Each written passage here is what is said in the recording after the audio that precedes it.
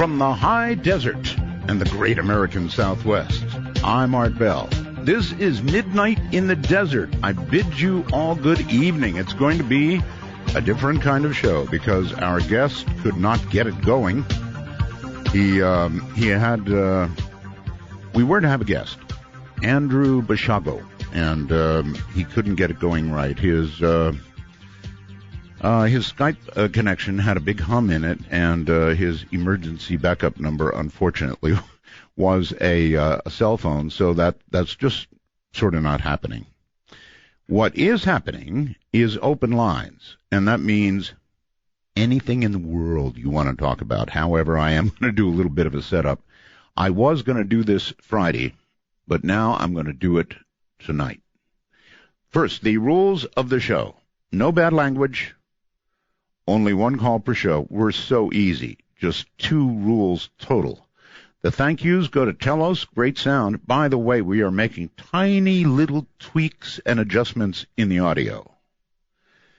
So if you hear it slightly changing day to day, and you're going to hear pretty big change actually in the programs that you're able to download, making a change there as well. So, tweaks as we go along here with a brand new network. Keith Rowland, my webmaster of 2 decades, my producer Heather Wade, the Belgab website. They're great people until they're not. That's why I call them vaguely lovable. Just vaguely. People love Art Bell and midnightindesert.com. Stream guys, they get it to you. LV.net gets it to them. And our sales guy, Peter Eberhardt, really a cool dude. If you want to advertise, it really works well here because we have so few ads, frankly. And so because of that, your ad gets all kinds of exposure. Well, okay. Let's review a couple of things that have happened during the day before I sort of launch with what I think we might do. On Open Lines nights, I never know. And, by the way, I'm going to open a special line tonight in case my time traveler, the one of written fame, we were going to have a time traveler on tonight, but the one of written fame would like to call in. That number would be... Well, let's see. Which one do I want to use? Well, let me decide about that. I've got a number of numbers that I can use for a time travel. No, here it is. I will use, it says here in fine, well, I still don't know. I'll pick one of them. All right. Huge explosions. I'm sure you saw this, right? Overnight at a warehouse for dangerous materials in the northeastern Chinese port city of Tianjin, killed at least 13 so far, probably more, injured hundreds. It actually looked mostly like a nuclear detonation, frankly. Pretty serious stuff, and I'm sure there's going to be a lot more hurt. Former President Jimmy Carter announced that he has been diagnosed with cancer. I'm so sorry to say, in a brief statement issued Wednesday, recent liver surgery revealed that the cancer is now in other parts of my body. That does not sound good for Jimmy Carter, not good at all. And I want to take a moment to note the passing of Ann Strieber, Whitley Strieber's wife. I am so sorry. Ann passed cancer after a long illness. I spoke with Whitley earlier today, and when this kind of thing happens, there really are not words. I know. People say all kinds of words to you, and there is nothing that works. So please note and have a thought for Ann Strieber, who passed. Okay, I do have a photograph on the website that I would like you to examine. It's pretty odd stuff, I would say. It's a UFO video captured. You're going to love this. Captured by Homeland Security. Of all people, to capture a UFO They did. They caught it on film, and they are analyzing it.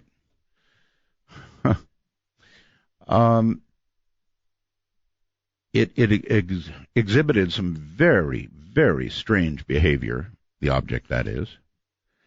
The source is remaining anonymous. Yeah, I can imagine. And they can, the officials are assuring us all that the source of this video is, this evidence they call it, is vetted and identified.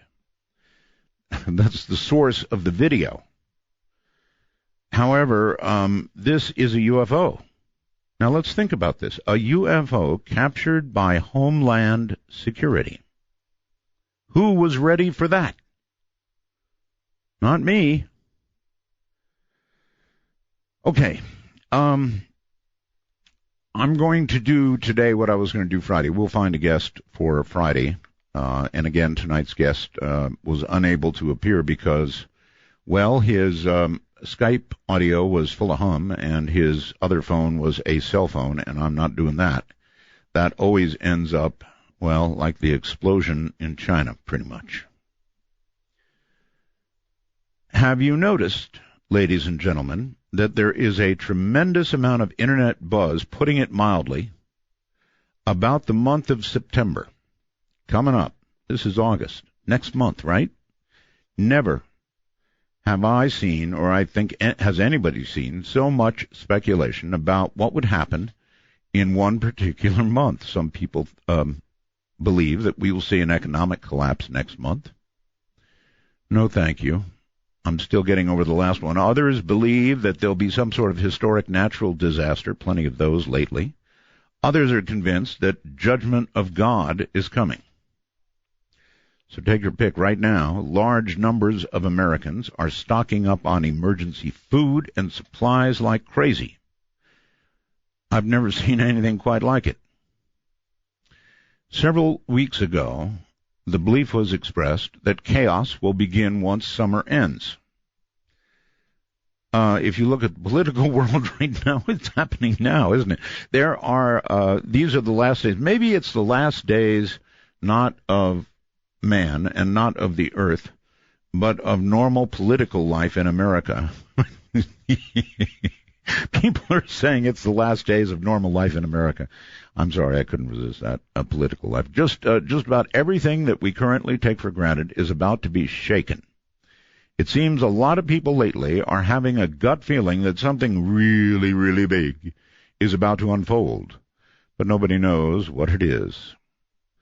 Maybe people are feeling that way because of the events that are taking place around the globe right now, from signs in the heavens to military stockpiling, and let's not forget the big military exercise going on, potentially disturbing events. There seems to be a confluence of activity both in the political and spiritual realm, culminating in 2015, causing people's alarms to go off like crazy. Now,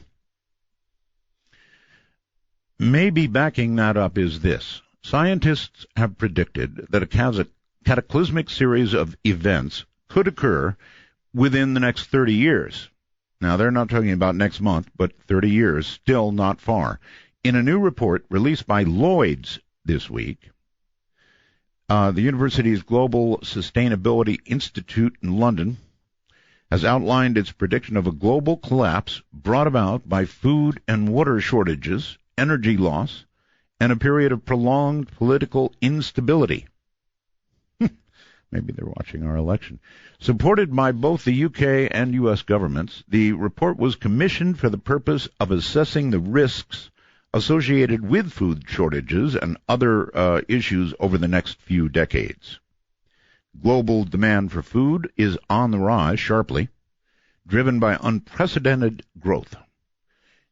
The world's population is going to surpass 9 billion, really, by 2050? If we make it. To meet the increased demand for food driven by these factors, the FAO, the UN Food and Agricultural Organization, projects that we must more than double global agricultural production by 2050. Holy moly. So, look, it's open lines coming up. I'll have to dig out which line I really want to use. for some special line tonight, because I do want to hear from my the guy who wrote the time travel thing. If he happens to be listening tonight, or happens to be around, or if he time travels, he already knows that I would be doing this, right? So, I think here's what I will use. I'll use what I call my Roswell line for, and I'm particularly looking for a one-time traveler, the one who wrote me the extensive treatise on time travel. It would be the Roswell number, which is area code 575-208-7787. 575-208-7787. Otherwise, I wonder how all of you feel about what's coming. There is a real jitter, a collective jitter going on out there about next month. Now, honestly, I do give some credence to a collective jitter. You know, I think there is such a thing as a community consciousness of some sort. And so it makes sense to me that if something were coming like animals that sense a predator sneaking slowly up on them, suddenly they know, right? An animal suddenly knows. Human beings are the same way. We're exactly the same way. Perhaps our sense has been dulled just a little bit. You know about that sort of thing? But it's still there. And so if you feel like an animal with something sneaking up on you, then maybe you're part of this what the hell's going to happen in September group. I don't know. Anyway, I'm going to open the lines. So here are the numbers. The Art Bell version. Public number, one of them only. Area code 952-225-5278. That's area code 952-225-5278, but not the end of the ways to get hold of us. You may also Skype up, as it were. If you have a computer or you have a cell phone, either Apple or Android, I'm an Apple guy over here, then you can call us. Just open up your iPhone and initiate a new contact and put in MITD 51. You don't have to actually call, or you can, MITD 51, and then hereafter it will be in your contact list. And you can just turn on Skype on your phone and hit MITD 51 and you'll get through. Let it ring until it's answered. If I don't answer, then try again. Keep trying until you get through. Now, outside of that number I gave you is for North America, America, and Canada. Outside of those areas, rest of the world, it's MITD 55. That's MITD as midnight in the desert 55. MITD 55. We love Skype calls because they sound so good. So what I would like to do now is take a brief break, and when I come back, I believe that is correct, Basago? Yes, it is correct, but Basago. Unable to be here because of multiple sound failures. Too much hum on Skype when I called him, and then the backup phone was a cell phone, and of course we don't do that. That's just looking for nuclear problems. But what we are going to probably talk about tonight, although when all these lines are blinking, I don't know what awaits. Truly, I don't. But I'm thinking that you're going to comment on this mass consciousness deal going on the Internet. Going on, I guess, around the country. And I do give credence to it. I sure do. I think we are like, what would I compare it to? Like, I don't know, some animal perched delicately in the forest with a cougar coming up behind it on soft paws. And then at the last minute, it turns and it knows that it's about to be dinner. Not a very good picture to draw, but that's kind of what I'm getting out of this Internet buzz out there. Let's start by going to the islands, all the way out to the islands, to Hilo, Hawaii. Hello. Hello, Hilo. I think I've done it right. Yes, I have. Hello, hello. Hello, hello. Are you there? Let's try it again. Now you're there. Hello. Hey, how's it going? It's going well. How's Hilo? Hilo, actually, we're on the Hamakua coast, but just boring old paradise, right? Yeah, we got a storm coming our way. Oh, you mean like a hurricane? No, it was a hurricane. Went up to a Category 4 at one point, right? Not good. Not good. Yeah, it's breaking up though. It's going a little south, but we're going to see some effects tonight and tomorrow, I'm sure. A little bit of excitement in paradise. Absolutely. So what's up? Well, you know what? You know, this HARP stuff is going on quite a bit. I want to ask Art about what he thinks about that. We've been getting chatter. We've been hearing chatter about this. Wait a minute. Wait a minute. What is it you want to ask Art about? HARP and CERN. Whoa. Okay. Well, I can start with HARP. All right. I can help you out. You don't need Art for that. The deal with HARP is it's being turned over to a university, if you can believe that. The military is saying, okay, we're done. Here you go. University, you take it. That's what's going on. So you don't need to talk to Art for that one. What's the other one?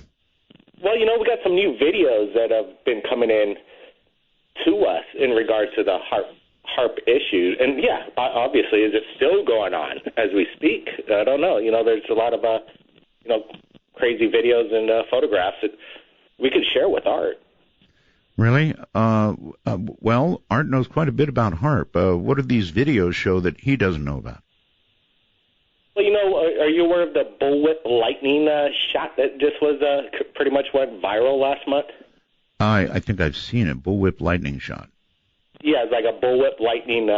But we broke the news on that. We interviewed the guy that shot it. Wait a minute. Wait. Who's we? Third phase of moon. Oh, you're a third phase of mooner. Why didn't you say so? Oh, thought I'd say it when I was asked. What phase of the moon are we in right now? We're in the third phase of moon 24/7, actually. No, I know you are and your group. I meant, what real phase of the moon are we in, actually, right now? Well, tell them what third phase of moon means. Well, third phase of moon, yeah, I'm not quite sure if we could tell you the phase of the moon at the moment. We don't keep an eye on that, but it does it does arrive. I heard you leave the phone. You were trying to look outside, weren't you? No, it's still light out here, and actually it's raining, so we don't have a good look at the sky. I see. Well, it was a good try anyway. It was, but third phase of moon describes old Hawaiian legend, and that is when the night marchers come out on the night of the Huakai Po, which means the phase of the moon. I see. Well, okay. I'll tell you what. We shared this new video that just came in last night, and it looks. I think it just blow the audience away when they got a look at this. You think so? Okay, I'll tell you what. You get that one to Art, and then next time you call, I'll put you on with Art. Sounds good. So when should that be? Well, you know, anytime Art's doing open lines. Okay, so what? Send this video out. Send it here. I'll give you his email address. It's artbell@artbell.com. Artbell@artbell.com. Right. All right. We'll send it over. Give him the heads up. I'll do that. Hey, appreciate it. No, he's right here. So, okay, thank you very much. Appreciate the call. Have a wonderful moon phase. Tallahassee, Florida. I believe you're on the air. Hello. Hi. Hi. Tallahassee, Florida, with Florida. the emphasis on the duh. Duh, really? Just curious about where all these people are getting the scary information and predictions about what's supposed to happen in September. Well, I don't know about September. I know long term that down there in Florida, you guys are going to be wet toast. I know, and our Florida governor doesn't want anybody to speak of climate change, you know. Of course not. We're looking at, what, 2 feet in the next 50 years, so a good portion of, actually, I think, well, you're up there in the Panhandle, right? Yeah, we'll be kind of high and dry. I'm afraid all the people that live in the Miami area will be coming up here. Interesting. so many people are trying to get through on Skype. My Skype just said I give up. It didn't say that. It just said it has stopped working. I'm sorry. If people calling on Skype, you're going to have to. I'm going to have to bring the program up again. That's really weird to get so many calling, and it just goes, I give up. Well, I'm really low tech. I sit at my PC, and when I get tired of that, I use my flip top cell phone and put it on speaker and use the dial-in number. So. Gotcha. Anyway, you'll be probably even there waiting around and under a little bit of water. It's going to be rough in Florida. It really is. Yeah, I know. It already is in other ways. Anyway, I just wondered where people are getting this information. Well, that's, I think, why I'm talking about it, because, this is all over the Internet. I know. And yeah, I know. And I don't know, but I feel like I have to pay attention to it. You heard me describe the animal in the woods, right, with the predator sneaking up on it. It's a little like that. And when all these people are feeling this, you can't ignore it. Well, I'm not afraid, and I believe that people shouldn't spread the fear. Just go with the flow, roll with the punches, be reasonably prepared, and just, That's an attitude. See what happens. Yeah, it's an attitude. And besides, if it happens, what can you do anyway, right? Right. I like that. So, good call from Florida. Thank you. You're welcome. Stay dry. Oh, yeah. And positive. Yeah, positive. Okay. Yeah, the predictions for Florida after sea level rise are pretty dire, frankly, and New York City, too. It'll be under 2, so don't be laughing up there. Laser Cat, hello on Skype. Laser Cat here in Portland, Oregon. Art, longtime listener, first-time caller. KXL country, right? KXL country it is, sir. All right. My prediction, what's going to happen in September? Jesse Ventura is going to join Donald Trump in the presidential race. You think so? Yeah, that's what I hear, yeah. I think he's going to go for a woman. No. He's going to join forces with the body, and the Donald's going to go all the way. You mark my words. Okay, fine. You and I will have a bet. I say he will. Laser Cat, and you have a bet. All right. What are we betting? It's probably illegal to bet money, huh? I was going to say $1, but it's only worth maybe 38 cents now. So we'll go with 38 cents. It's a bet. Okay. All right. That way you'll have a 38-cent check from me that you can frame. I don't think Ventura's any possibility. I think he'll go for, especially in view of the recent remark that he made, not considered exactly pro-feminine. I think he's going to go for, if he's smart, he'll go for a woman. That's what I say. Hello there. You are on the air. Hi, how you doing, Art? This is John from Michigan. I'm a first-time caller. Been listening most of my life. I really enjoy the show. How old are you? 27. 27, and you've been listening all your life. Wow. Yeah, most of it that I can remember. Yep. Do you have any idea how that depresses me? I'm sorry. In the crib, you got to hear me, right? Lulled to sleep every night. Yikes. Oh, wouldn't doubt it. Okay, so what's on your mind anyway? Well, I have a question, but first I'll comment on what everybody's kind of feeling about the whole September deal. And your comment is? Well, All right, now see, you went, so now we've got to hold your comment till after the break. So can you hold on through the break? Yep, no problem. Oh, that's good. All right. Stay right where you are. From the high desert, the great American Southwest. Here I am. Open lines. Of humor is actually, if you've never done really multiple Skypes, you should see mine. God, I should take a picture.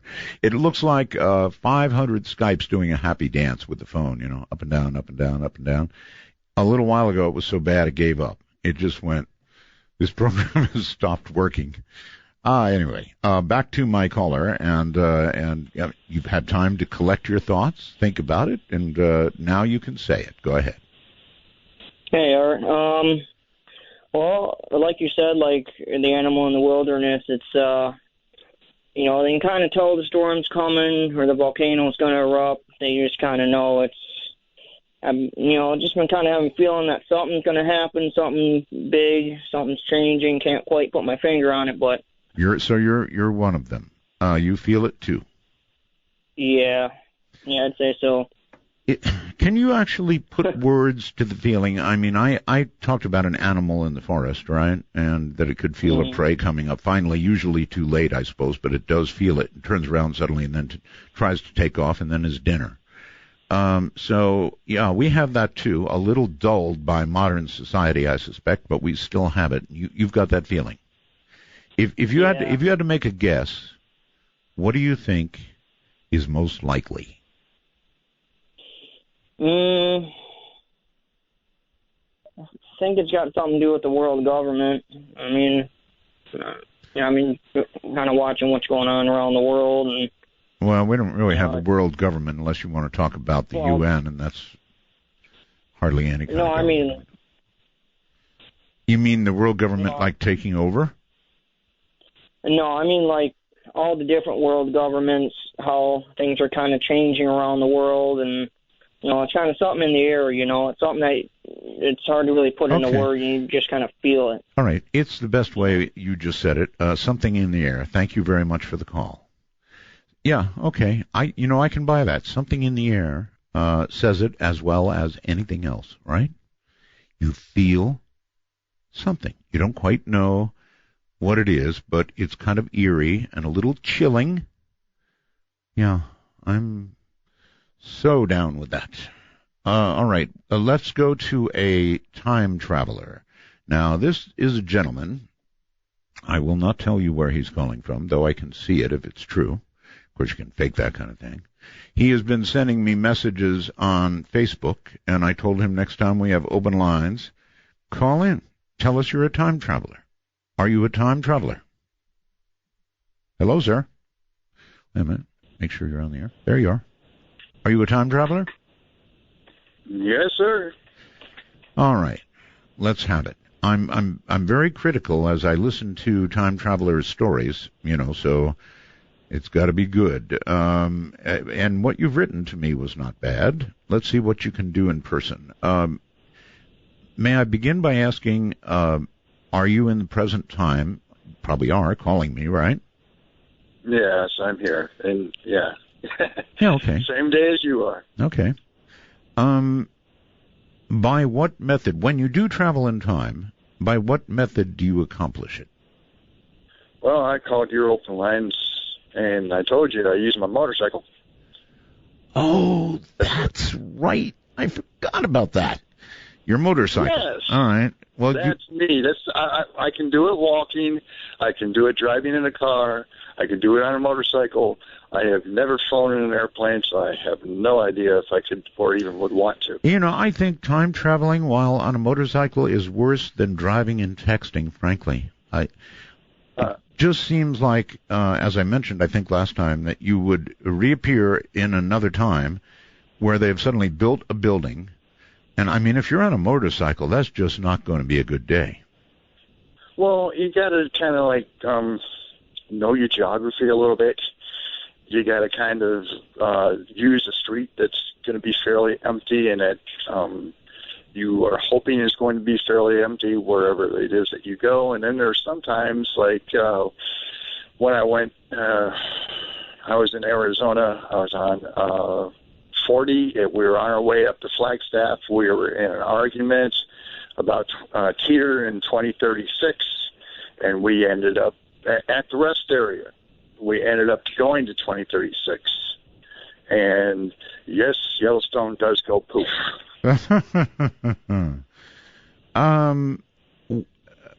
Is it what device is it? I mean, normal motorcycles don't get you from here to 2036 or any other year, right?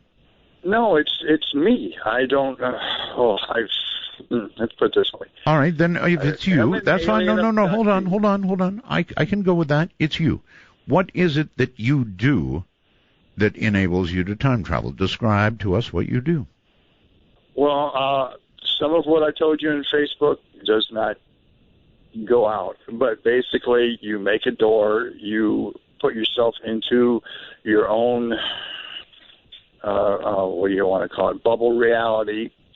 Some people understand what I'm saying, you understand what I'm saying, and then you go to the next side, which is the reality that you want to be in. Okay. Is this done by your will? It is. It's done by will. It's done through meditation. You learn how to, when you practice the occult, you learn how to make your own bubble, your own protective shell. Well, it's the same thing. You're making your own little universe inside that bubble. All right. An obvious question is, and people always want it, I do too, is there a way to prove what you're saying? Oh, there is, but do you really want that proof? Well, I think I do. Do you realize, I was sitting here today thinking about what I was going to talk to you about on Friday. And do you really want that? That's like, be careful what you wish for. Well, but on the other hand, the phrase, sir, extraordinary claims require what? Extraordinary proof. Extraordinary proof, exactly. And I understand what I'm saying is totally unbelievable. You don't know me from Adam, and why should you believe anything that I'm telling you? So that said, what do you got? A newspaper. I could bring you back a newspaper from 100 years ago. I could bring you back something from World War II. Wait. You could get a newspaper from 100 years ago. Could be done. Ancient. Could be done. But I'd rather have one. I would rather have one from 2036. Give me that. I'll be impressed. That's spoilers. It's what? That would be spoilers. Everything in the newspaper would be things that didn't happen as of yet. And when you get something from the future, it's like reading the last page of a novel before you even start the novel. And it sets everything and it spoils everything. You think? I mean, like if your article from 2036 says, I don't know, what would BlackBerry stock ups 300% in the last year. Now, if it had something like that, besides being unbelievable, it would be a way to get rich, right? Yeah. Never mind. Nobody'd believe it anyway. So you could bring back. Is there anything you could bring me from 2036 that would be, proof-like? If I could get my hands on them, probably. A hoverboard? A hoverboard? Oh, heck yeah. A hoverboard. Lexus already released a hoverboard, but it doesn't work unless it's over a sheet of copper. Did you say Lexus? And Lexus. You have not seen that yet? Oh. You haven't seen the videos? No. A Lexus hoverboard. Lexus has released a hoverboard. It works now. They make their own parts. Wait, let's be clear. Is this happening now, or is this happening? This happens now. This happens now. Well, then you're giving me current news. No, I hadn't heard it. It's cool, but I thought you were giving me news from 2036. A hoverboard that actually works without a sheet of copper underneath it to keep it levitating. Like Back in the Future. A real hoverboard that we would think of as a hoverboard, but we don't have hover cars. Where's our cars? Well, the oil companies won't let that happen. You mean do we still have oil companies in 2036? We still drive the same cars as we did now in 2036. Only it's got more computer stuff than you'd believe. Yes. The same cars? Yes. What a disappointing future. I can't tell you. And they still burn gasoline? They still burn gasoline. Oh, my There God. are a few cars out there that do, well, the very rich have them. Nobody else has them that do fly. I mean, even today we've got cars powered by electricity, for goodness sakes. Yeah, well, what can I say? Okay, well, Yes. hey, I'll take what I get. So we still have cars running on gasoline. That's actually depressing. What kind of shape is the U.S. in 2036? Have we revived our infrastructure? Are we like a new country, or is everything still potholes? 2036, things are more like they would have been in Nazi Germany. What? What I mean is you have to be very careful. Your show does not exist in 2036. Your type of show be does not long exist gone in by then. Yeah, well, I'm... Thank God, based on what I'm hearing. It's all gone. You have to be very careful. Everybody tells on their neighbor. It's everything that we're scared of losing right now. That's a pretty horrible future. Yellowstone. I see why you're enamored with the past. Yeah, that's why I love the past. All right. Well, listen, thank you very much. Is there anything else that I failed to ask that I should have?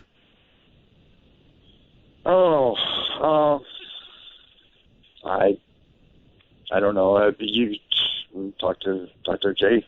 He's talked to me extensively.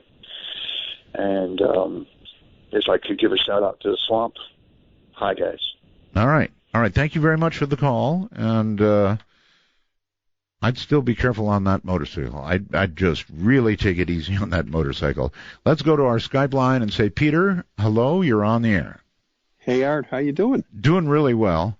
Our guest didn't make it tonight, but you know what? It's okay. I'm so cool with open lines. I love them. Well, we're glad to have you back and missed you. Thank you. For the past couple of years. Thank you. And the new technology is great. I'm calling in my Skype on my iPhone right now, and couldn't sound better. See, you're a perfect example of what I've been telling people. If they would put Skype in their phone, this is how you can sound, folks. He's using, what did you say, a 6? An iPhone 6, yeah. Yeah. It just sounds like you're sitting right next to me. It is so cool. Fantastic. Yeah, where are you actually? I'm in Lewiston, New York, which is north of Niagara Falls. I'm actually out in my backyard right now looking at the Perseids meteor shower. Uh-huh. You can't tell me the phase of the moon, can you? Phase of the moon? No, I can't. No, okay. It's not up right now. I see. All right. Well. And actually, you know what? And you've been talking about time travelers. Well, I kind of have a time machine in my backyard.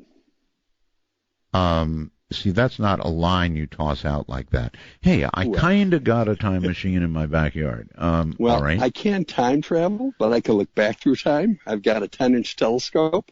Oh. Okay. Yeah. That qualifies, right? Yeah, I suppose. Hey, I have a question for you. The other night you had, I think, Stan Friedman and another gentleman on. Yes. And who was the gentleman's name that was with Stan? Oh, I don't know. I have to go back myself. Well, you know, all these moon deniers, the people that deny that we went to the moon, you know, the question I always have for them never gets asked is, well, then why, if this was faked, why did they fake the Apollo 13? Actually, it was Jay Wagner.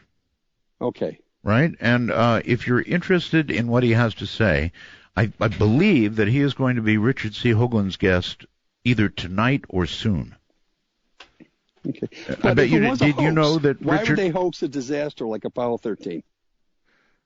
Well, because if we had nothing but perfect moon missions, people would say, oh, come on, that many perfect missions when there's so much that can go wrong, that's just not believable. Well, I think we've gone to the moon. So do I. Okay. Hey, Art, it's great talking to you. Great talking to you, too. And, you sound like a good, grounded, sensible person. Have you been hearing all this talk about September? No. Oh. I haven't heard a thing. I see. Did you hear what I said early in the program? Yeah, I was listening, but I haven't heard any scuttlebutt. Oh, man, it's all over the Internet. Trust me. It is. Oh, yes. Something heavy bearing down on all of us, whatever. Anyway, all right, Art. Have a good night. You have a good night, too, and thank you very much for calling. On the international Skype, you are on the air, I think. Hello. Is this me? It is. Hey, Bell, how you going, mate? I'm well, mate, and where are you calling from? Australia, of course. Australia. Excellent. I was hoping England so I could brag that I got paid by somebody in London. And, I just, when you get a check, you just throw it, well, I do anyway, I just throw it in the checkbook for the next time I go to the bank. And I thought it was for $390. And I looked down at it when I got to the bank and it said 390 pounds. I went, yes. It's like 1.45 or something like that. Better than dollars. Yes, a lot better than dollars. Yeah. How's the Australian dollar doing? Not good against the American dollar. I think we're buying 60 cents to the dollar, I think. Mm-hmm. Yeah. It's the world right now, sir. Everybody is so scared that everybody is rushing to the dollar for safety. Yes, it seems that way. Mm-hmm. Anyway, I called about the time traveler thing. Oh, yes. Yes. In what sense? I mean, are you claiming to be one? I am claiming to be one. Oh, my. Okay. Would you like me to get into it? I absolutely would. A time traveler from Australia? Hell yes. Go. Yes. I was born 17 hours in the future. So I'm always 17 hours ahead. They call That's me. That's pretty cheesy, sir. I mean, you're referring to the time difference between myself and you? No, I'm talking about universal timeline. You're saying, okay, let's use GMT. All right? Yep. Are you claiming that you were born 17 hours fully ahead of anybody's time zone? Correct, yes. That must be a real problem for you. I mean, how are you even calling me right now? Well, I'm where I am. I can call and do everything else. It's not until events happen that I get summoned and then sent places. Okay, events happen, things happen. You get summoned by who? Can't really give you the name, but yeah, they're a three-letter. Actually, it's a three-letter agency. Four-letter agency. Four-letter agency. Mm-hmm. And I'm like a contractor. I get probably 5 or 6 calls a year. So like a time contractor, right? Yeah, like a time contractor. All exactly. right, hold on. I got a break. We'll be right back. Open lines from the high desert.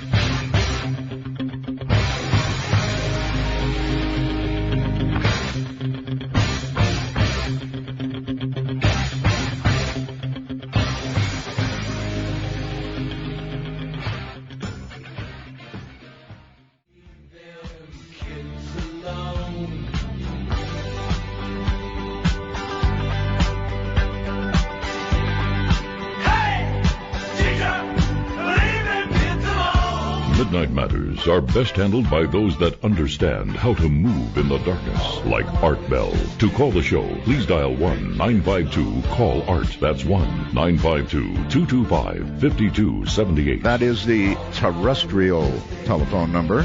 Skype, North America's MITD 51. That's Midnight in the Desert 51. If you're outside the U.S., totally, like our time traveler from Australia, it's MITD 55. MITD 55. And, of course, it's a free call on Skype. And, okay, Mr. Time Traveler from Australia, you're back on the air. Hello. Oi.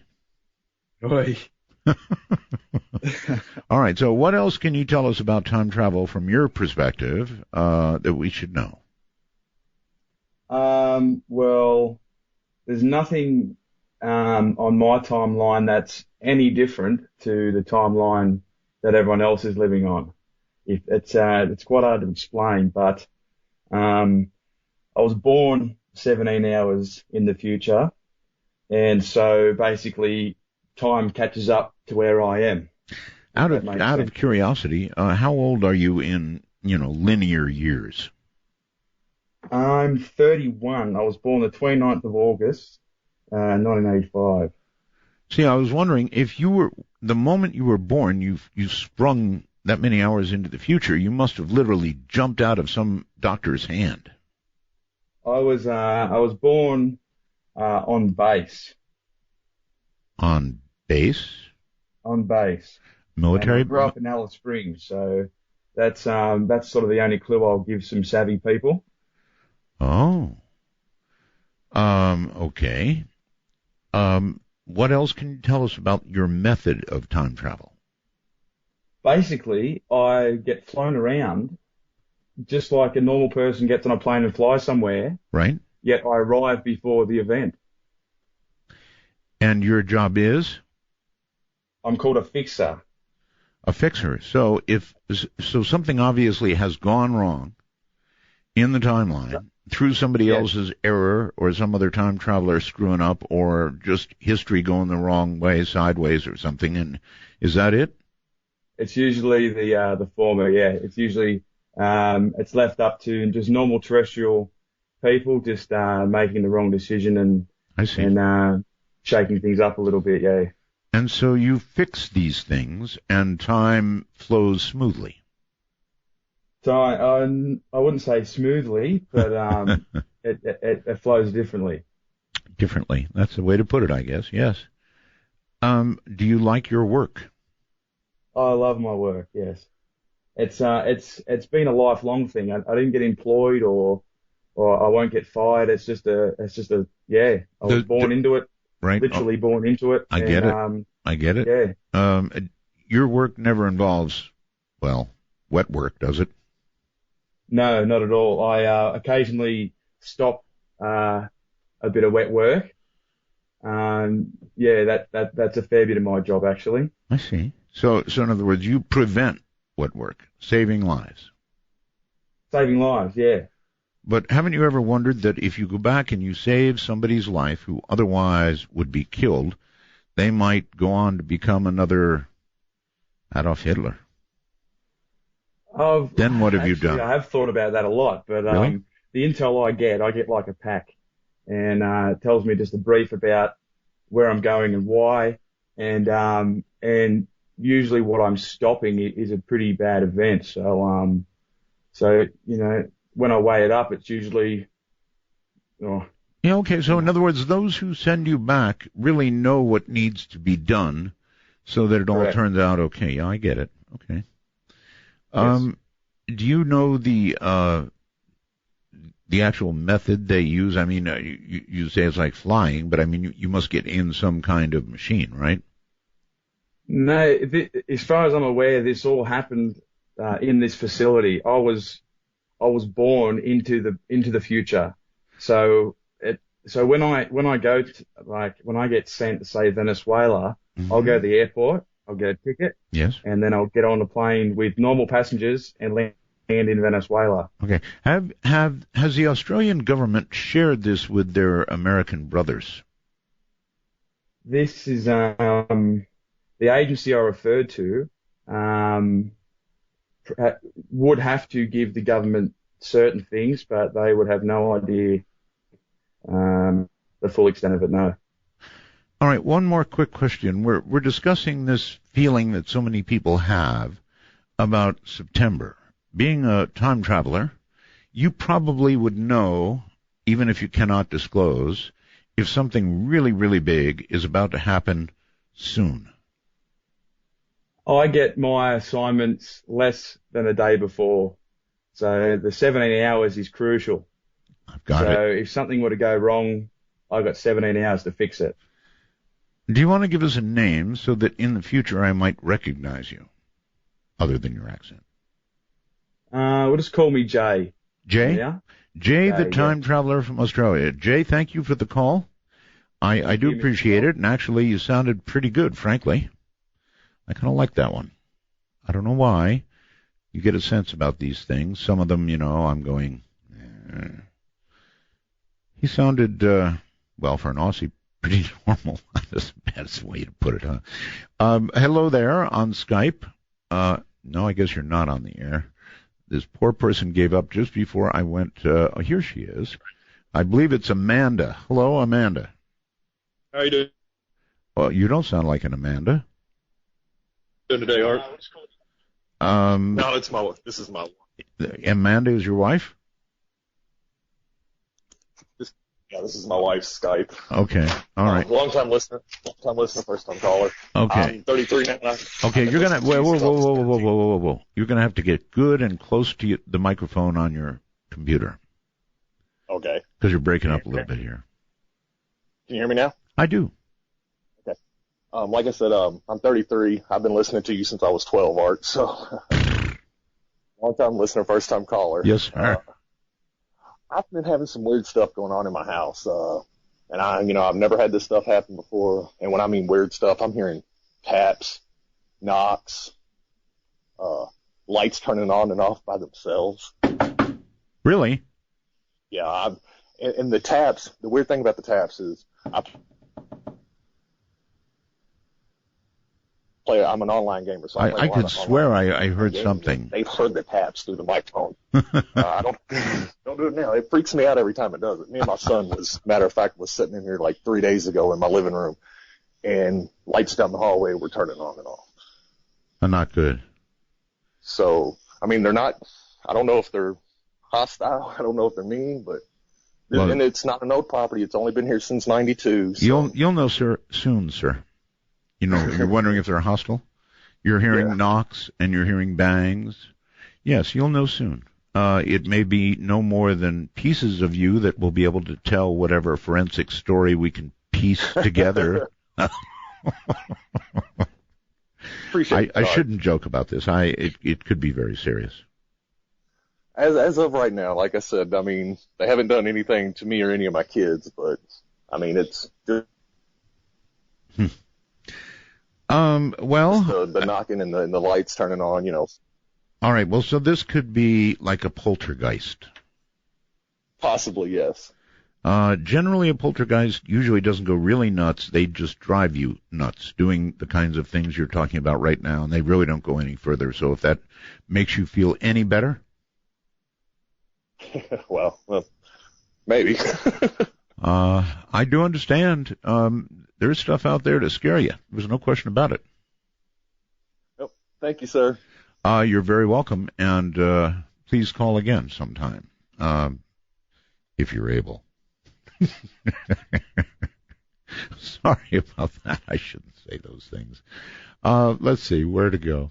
Let's again go outside the country and say hello, Mark, wherever you are. Hello, Mark.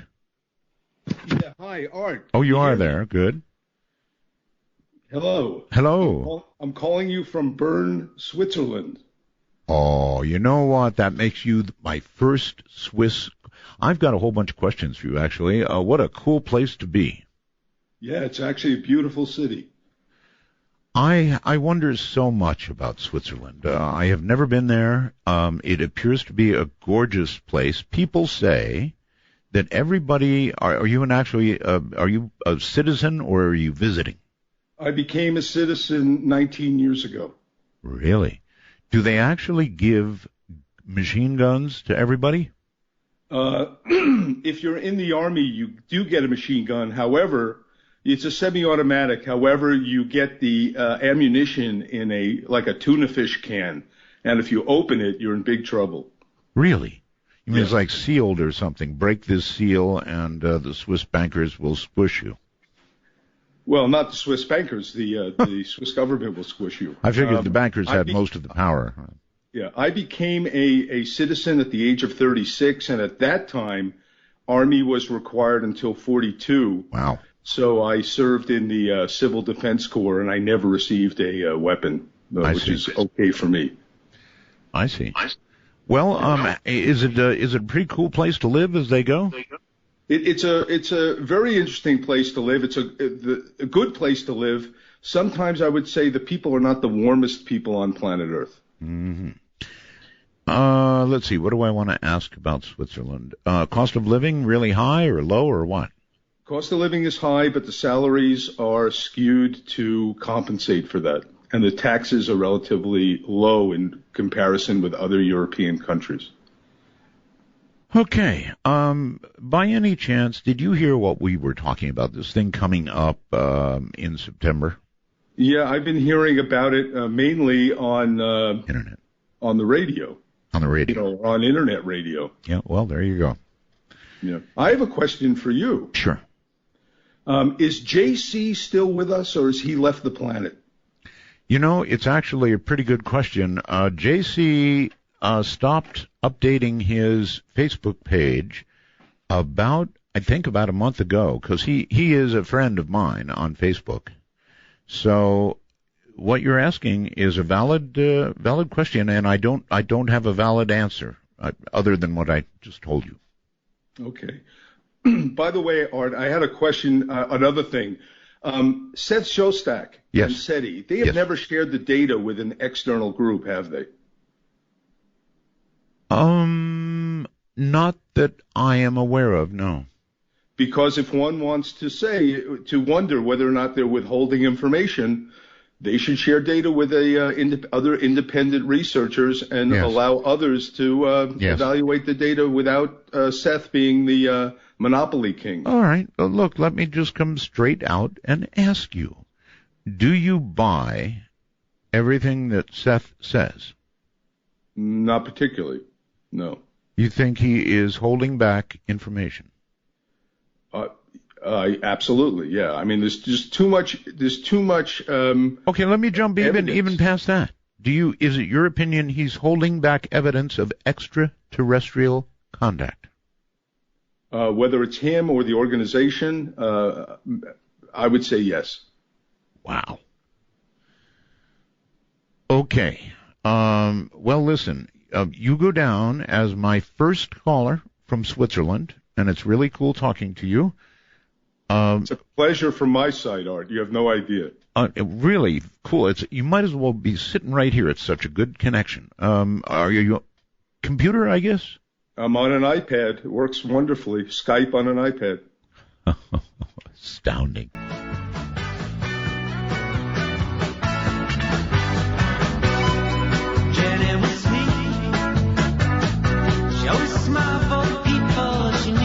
Hi, I'm Asia Bell, and it's very late, so I'm sleeping now.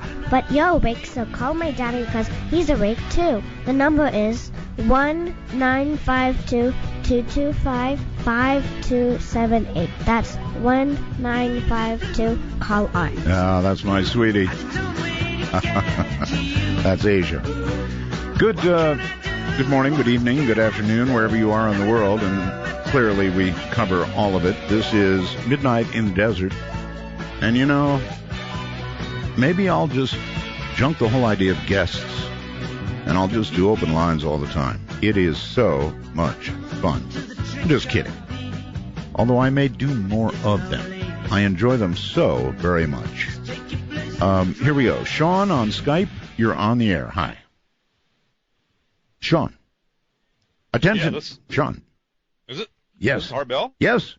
Oh, wow, Art. This is an honor. Thank you. Thank you. It's good to have you. Glad to hear that you're back and you haven't skipped a beat. It appears not.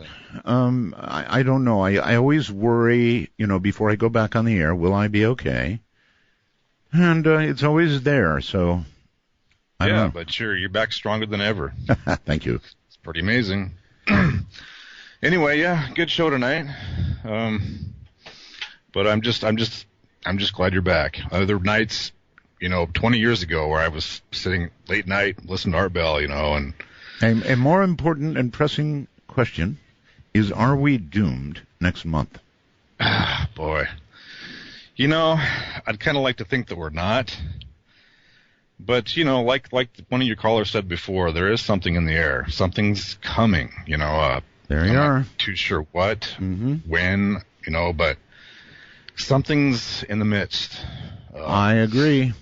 Yeah, it's this thing about Well, about the presidential running and all this stuff, I don't know if that's so much it. I think there's something. You know, it's just part of it. You mentioned the presidential race, the stuff going on with Trump. I mean, it's amazing.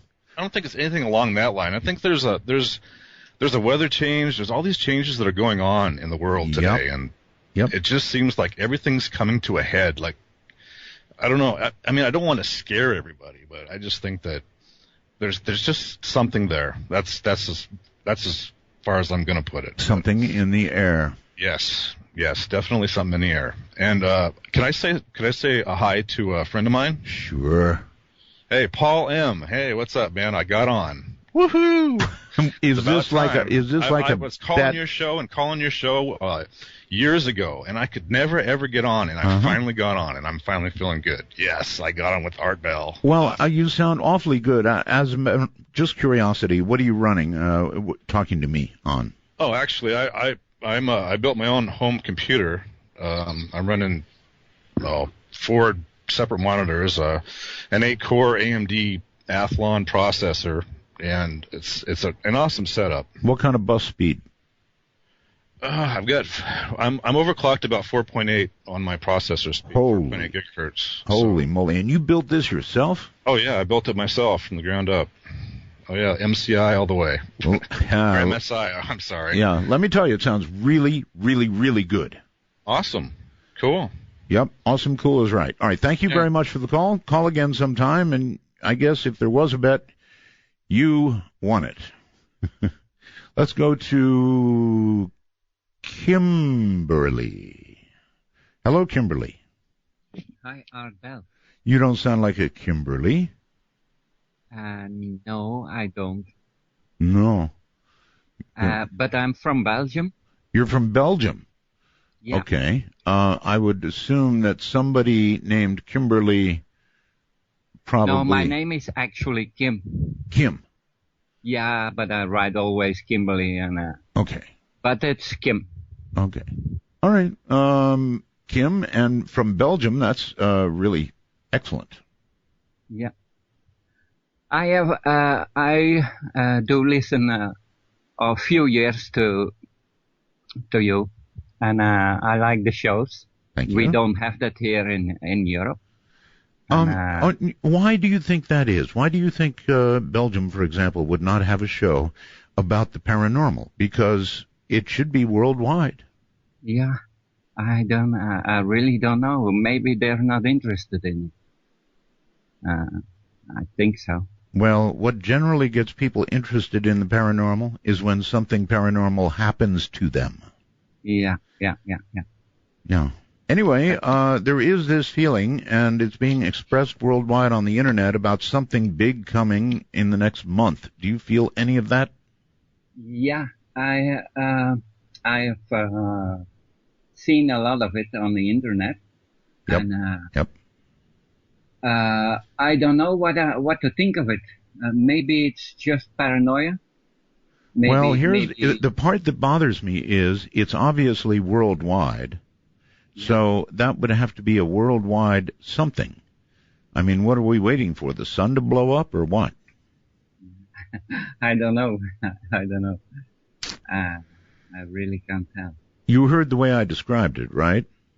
Yeah. As kind of an animal in the woods with the predators sneaking quietly up and like that. Yeah. Stay close to your microphone there. Oh yeah. Yeah.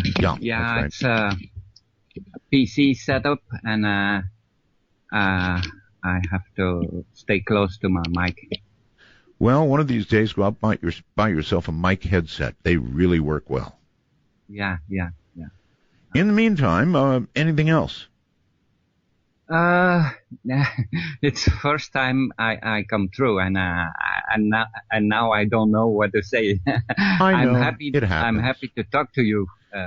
And I'm happy to talk to you too. And it's my first call from Belgium. So now I've had my first call from Switzerland and now Belgium. How neat is that? Yeah.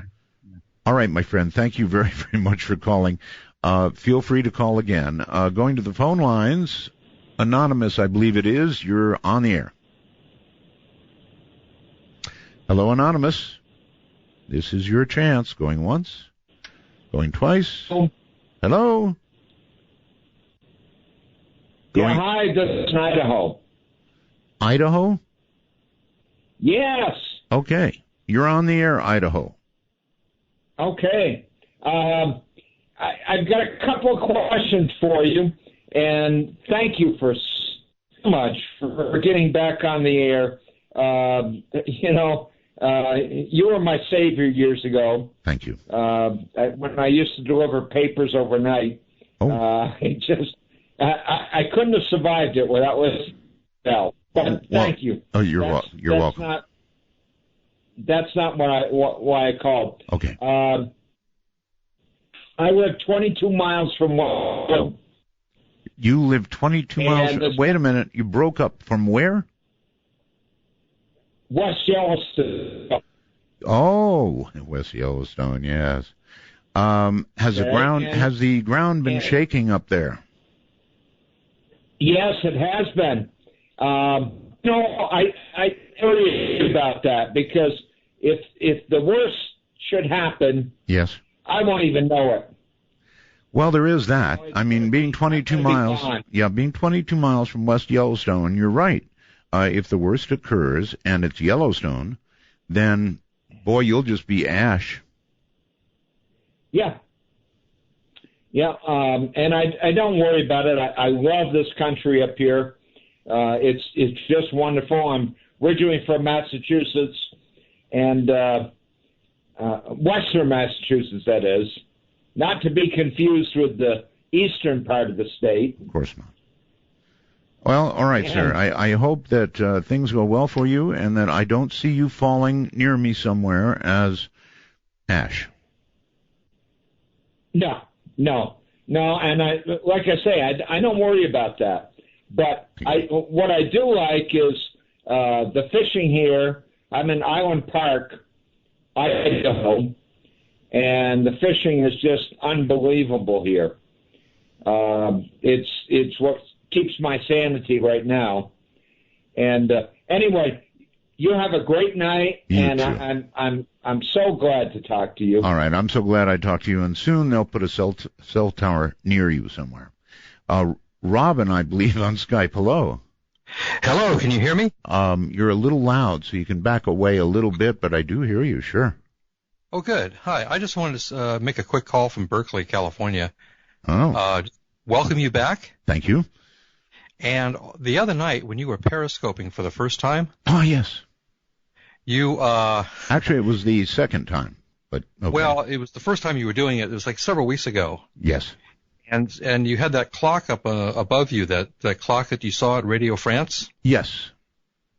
I had to laugh when you said that because I have a app on this tablet that I have that's the same kind of clock, and I too saw it at Radio France. I've never seen it anywhere else except in your studio and this app that I've got. But I was taking the tour. Radio France International. Yes. And there it was on the phone. I said, that's the coolest thing I ever saw. Oh, I know. Can you hold on? Yes, sir. All right, hold on. We'll talk clocks when we get back. Yeah, it is a cool clock. There's no two ways about it. It's expensive. Cool clocks don't come cheap. But I love it. And I've got 3 of them, baby. 3.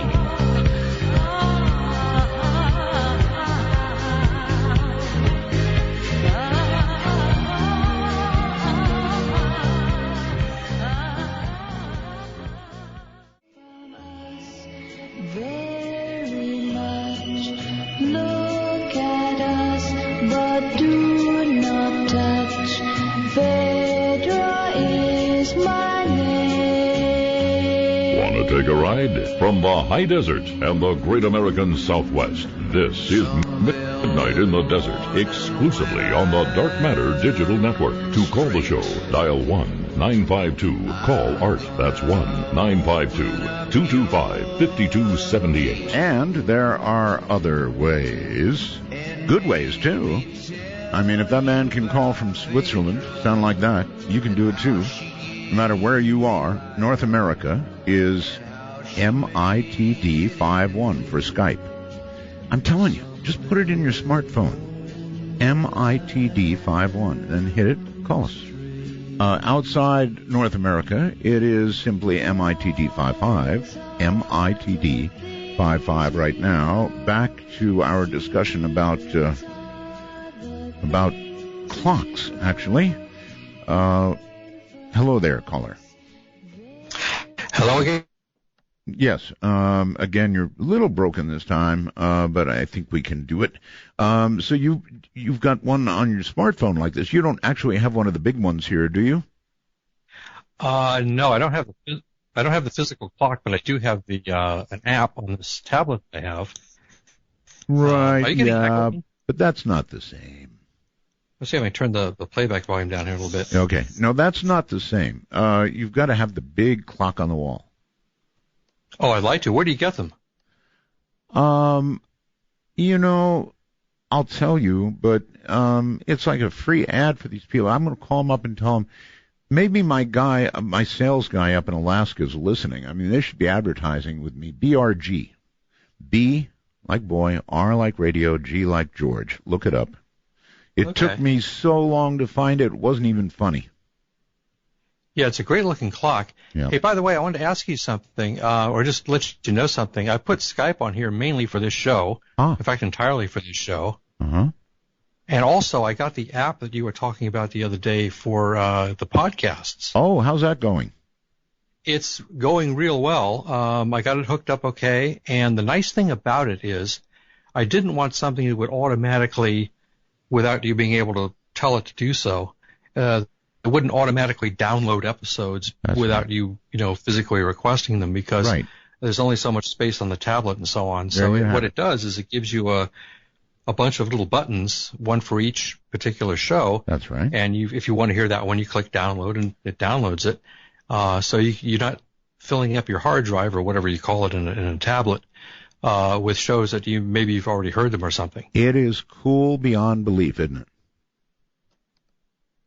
It is, yeah. It's really nice. Yeah. Well, thank you very much for the call. He's right. What we're doing is state of the art through and through. People are working. You wouldn't believe how we're working. We're working on the audio. We're working on the audio for the playback shows. We're working on the RSS feed. We're doing all of this at once. It is a very high-tech network being put together by people who truly know what they're doing. With an awful lot of help from some good people over at BellGab. I mean, it's going very, very well. And if you have not yet seen the RSS feed, so-called, on your podcast player, it's incredible. I mean, even me, I had never seen it. I put it on my iPhone 6, and I almost dropped over. It was so cool.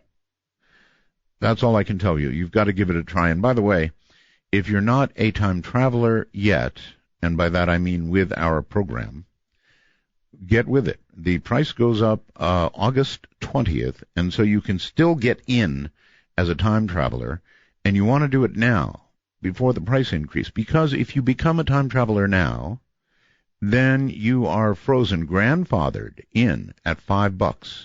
So it's really, really, really a good deal. I can't recommend it enough, and you need to do it now, before the 20th, before the price goes up. Let us go to Pete. Hello, Pete. Hey, Art. Hey there. Where are you, Pete? I'm in Makati, Philippines. I called you your first night on. Oh, yes. My first and actually only caller so far from the Philippines. How you doing? Doing good. You were talking earlier about HAARP. Yes. And I wanted to tell you a story I heard here about HAARP. After our big storm down in Tacloban, yes, Filipinos somehow were watching YouTube videos that someone came up with a theory that HAARP caused that storm. Have you heard this? I'm not surprised. I'm sure that they feel that it did. I personally don't think that it did. Now, what I do think is that HAARP has screwed with the ionosphere and may have contributed to bad radio conditions. But, even that's a guess. I don't know for sure. Right, Weather modification? Yeah, I just heard this. I thought it was interesting. Now, about this time thing you're feeling. Well, this thing in September. It's all over the Internet. Have you seen it? I've heard some stories. Yeah, I don't really think it's anything. I just don't feel something inside. But what I've noticed, and maybe since about mid-2005 or so, is that time seems to go faster. Well, like, all of a sudden it's August. It was just Christmas. It seems like weeks ago. And it seems like time over a course just seems to go faster. Yeah. And I remember when I started feeling this, I lived in California at the time, and some old-timers down on the boat, I lived on a boat, would tell me it's just because you're getting old. Well, there is something to that. So that's all it is? I'm just getting old and time goes faster now? How old are you? I'm 47. 47. Well, when you're 1 month old, then, a day is basically a 30th of your life. So, it seems to go very slowly. And you remember when you were a kid, summer would breeze by and Christmas seemed to take forever to get there? Yeah, of course, but that had to do with the fact that school was coming and I was dreading it. I didn't really like school. Always. And I saw it coming like a brick wall. And so, yeah. And you remember waiting for Christmas just took forever. And now all of a sudden it's August and we're going to see Christmas decorations here. You know how Philippines are. They start in September. Oh, I know. Everything should be almost lit up by now. They put them on stoplights. They start early. Goes everywhere. There's no separation between religion and government in the Philippines, right? Absolutely. Yeah. I love it here, though. I hope you come back and visit sometime. Our condo is there and waiting. I maintain the condo in Global City, so there you go. Yeah, you mentioned that. Excellent. Well, I live in Legazpi Village, right near Greenbelt. All right. I actually have a meeting in the fort in 3 o'clock. So in an hour and 15 minutes, I'll be in your old neighborhood. All right. Listen, tell everybody, how is it to drive in Metro Manila? Not as bad as L.A. I lived in L.A. for 15 years, and I still think L.A. I lived on the west side. Oh, come on. L.A. can be bad, but it's nowhere near like Manila. In Manila, it's the strong survive, period. The first rule of driving here, there are no rules. Yeah, that's he's exactly right. All right, thank you very much for the call. Take care. Yeah, that nailed it. There are no rules. First rule of driving, there are no rules. If you stop for a stop sign, you're probably going to get rear-ended, and that's a fact. Let's go to Corvallis, Oregon. You're on the air. Hello. Oh, hi, Art. My name is Bob. I'm a longtime listener, and I got to say that when I first heard you in the 90s, the moment I heard your voice, I stopped and listened. And the reason I stopped and listened is there's something about you. I got in an instant trance of hypnotic, humble open-mindedness, and I've been there ever since. Really? Yeah, that's really nice of you to say. I don't know. I don't know what to say to that, but thank you. Well, you're welcome. I wanted to make a comment about Seth Shostak from yesterday and also a topic I would suggest for a future program. Fire away. Okay. Well, the thing about Chef Shostak is By the way, it's Seth, S-E-T-H. Seth. Okay, yeah. I'm sorry. Okay, well, I really admire the work he's doing, and I for one thing, I keep going back and forth as to whether I think there's a cover-up or, we truly haven't heard a single. I don't know what to make of that. What I did want to say, though, is I get very frustrated by anyone, and I know he's a scientist, and he wants, as he said, physical evidence would be the only way he would believe that UFOs are here on Earth. But what frustrates me is just how the readiness to discount any eyewitness testimony. You take Travis Walton, and I say to myself, take his experience or take your experience seeing a UFO. Or, it gets to the point where if you share so many eyewitness testimonies and the scientists are quick, not just Seth, but scientists discount all of that, it's almost as if, and I said, wormhole question about this yesterday, it's almost as if saying that, okay, does that mean that you would then, if you have such a belief, release every single criminal that's ever been convicted without physical evidence? Mm-hmm. I just get very frustrated. Sure. I completely understand. So, I'm not sure myself about Seth. I'm sure you can hear it in my voice when I talk to him. I'm sort of challenging a little bit, if you will, and he bounces back quickly, so I keep it up. But I have some doubts, frankly. Yeah, and I respect him. I just wish that scientists and eyewitness folks, everyone, I wish we would all just, have more of an open mind to work together. Can't we all get along? Right? Yeah. So that's what I meant about your show, about being humble and open-minded, because I just think that that's something that all of us, I think it's a good exercise, and that's the reason I love your show so much. But anyways, as to the topic suggestion, have you ever done a show on self-hypnosis? No, I have not. I'm worried that, I'd trance out in the middle of the show. Well, I won't mention anyone in particular, but I found that self-hypnosis is something that works really well for me. I listen to it at night before I go to bed, and I do know other talk show hosts who sound like they do that and sort of trance out. Well, what I like about it is, it's basically meditation with self-guided affirmations, and I find it works extremely well. I use it for stress relief. I work in a very stressful job, and it just does wonders for stress relief. There's another topic I love to listen to on Power of Now. It just helps me embrace the moment, and I find that it just does wonders for me, and it's drug-free. And the reason I thought it would be an interesting topic is if you could ever find someone who does self-hypnosis, but maybe does some of the cool stuff. Let's say someone who does self-hypnosis to get you to have an out-of-body experience, or self-hypnosis to go back to a previous life, and maybe they might even sell tapes or have them for free. It would be really interesting, and then guests, us as viewers could check that stuff out, try it, report experiences. That kind of angle I just think would be interesting. How about hypnosis for nicotine quitting? See? Would that be all right? I do. All right, thank you very much for the calling. That's what I would go for. I have gone from, let me see, cigarettes, which I dearly love and miss, to the gum, which was okay, then to electronic cigarettes, and then to the little lozenge. They have this new lozenge that you can get. You just put it in the corner of your mouth. None of those, and the patch. Let's not forget the patch. So I have tried them all, and I sort of stick with what I can, but I am still hooked. My advice to you is don't smoke. Don't ever smoke. Don't start. It gets you very quickly. And I'd be willing to try hypnosis. Nobody has ever successfully hypnotized me. I have tried, by the way. Jeffrey, I believe it is. Hello? Hello, Jeffrey?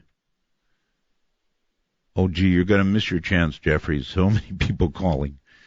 Oh, well, that's life. Ciao, brother. Let's go with Scott. Hello, Scott. Oh. Whoa. Much. I'm so happy you're back. Yes, thank you.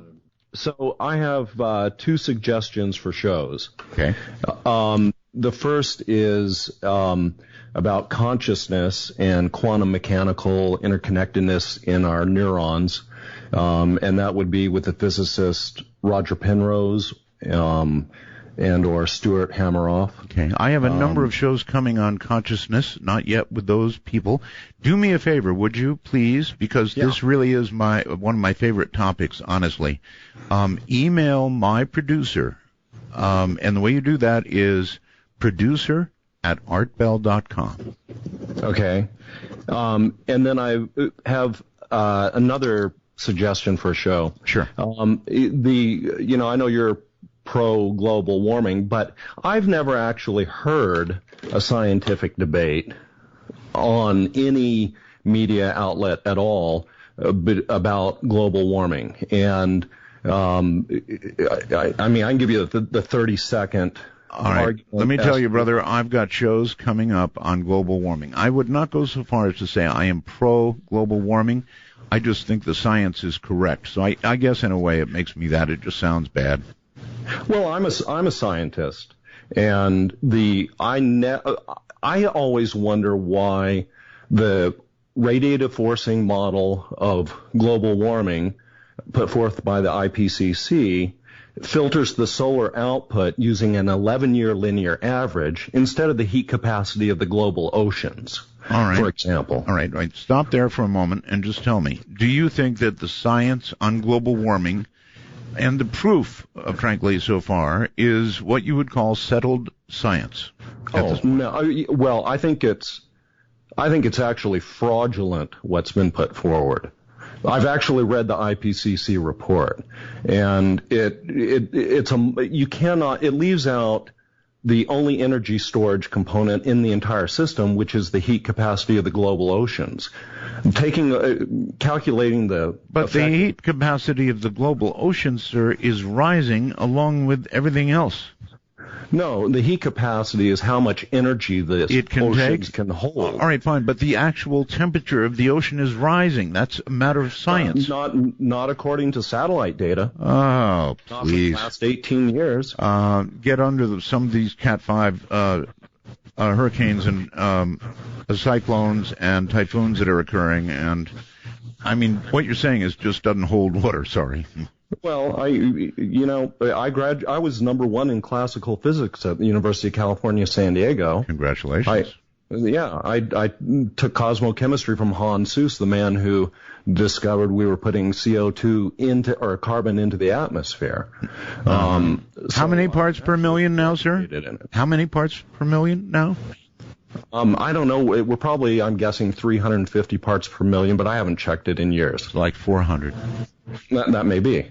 But we've continued to increase the amount of carbon in the atmosphere, but the temperature hasn't risen, not in the last 20 years. Say what? We're hitting record after record after record. Now, that doesn't mean everywhere. That doesn't mean that if you're sitting up in Green Bay soon, you may not say, my God, it's cold, and they talk about global warming. That one doesn't work. You know that. You're a scientist. No, but the data there's more than one data set. And there's the data put forth by NOAA, which is adjusting the raw data. And when you look at the actual raw data, the regression line through it shows a very real cooling trend for the last 18 years. Where does your data come from? BP? No, you can find data. You can find data. I can recommend there's a couple of very well-known places. One is Stephen Goddard. There's a blog from a guy who posts all this stuff, but it's all government data. And there's also data, I believe, collected in I want to say Alabama. All right. Here, listen, we're coming to the end of this hour, and I've got a break. But I'll tell you this: I'm going to have on plenty of climate guests, scientists. So you, at that point, are welcome to call them up and have at them full tilt boogie. All right. Cool. I recommend Nir Shaviv, astrophysicist from the University of Jerusalem. I'll keep that name in mind. Thank you very much for the call. And stay tuned, everybody, because there is going to be a lot about that. I'm Art Bell. This is Midnight in the Desert.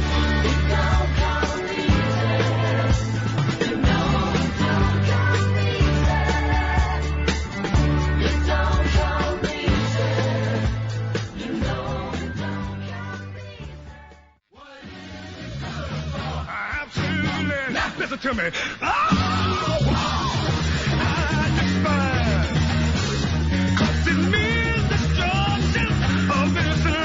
What's said in the dark stays in the dark.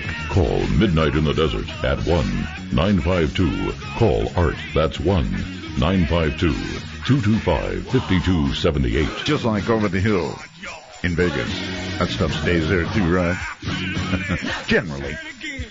Good evening, good morning, good afternoon, wherever you are in the world. I'm Art Bell. This is Midnight in the Desert. Somebody reminding me, Art, RS technology isn't new. That's embarrassing. New to us, sir. And actually, it hasn't been around generally anyway that long, but it's definitely new to us, and we love it. And if you're using it, I bet you love it, too. And what a way to get shows. It is just flat awesome.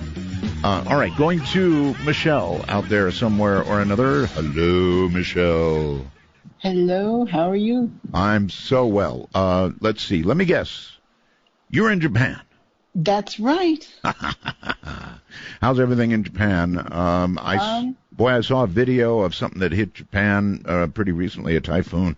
That was bad. Oh, yeah, we've had a couple here recently, but where I live, we're not getting them because they keep either going east of us or west of us, but never straight through us. That's a good thing. Yeah, I think we've got Mount Fuji kind of blocking the way a little bit.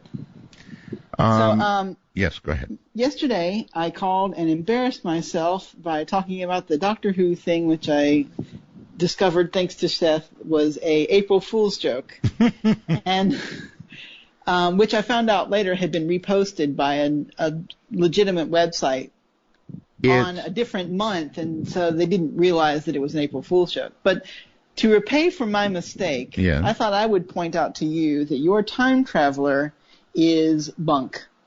Well, that's a pretty harsh word. That's a pretty harsh word, bunk. Well, your time traveler talked about bringing you a hoverboard from the future. Right. They have them now, and that they were being developed by Lexus. Yes. This is a news story that went around. There was a video of it. Tony Hawk was helping promote it. He was actually in the video, and they had these hoverboards, and they were new. They could only be used on certain surfaces, but they looked really cool, and they had actual video of it. Well, the whole thing was staged. It was a prank between Lexus and, I believe it was Lexus, and Tony Hawk and some other company that had created this digital film. Yeah, okay, but what if in the future Lexus actually does develop something like that? I mean, He said it was now, and if he was from the future, he should have known that it was fake and not tried to use it as an example. Well, unless they actually develop it.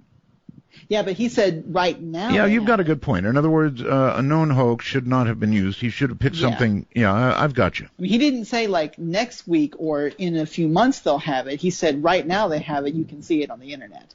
Good point.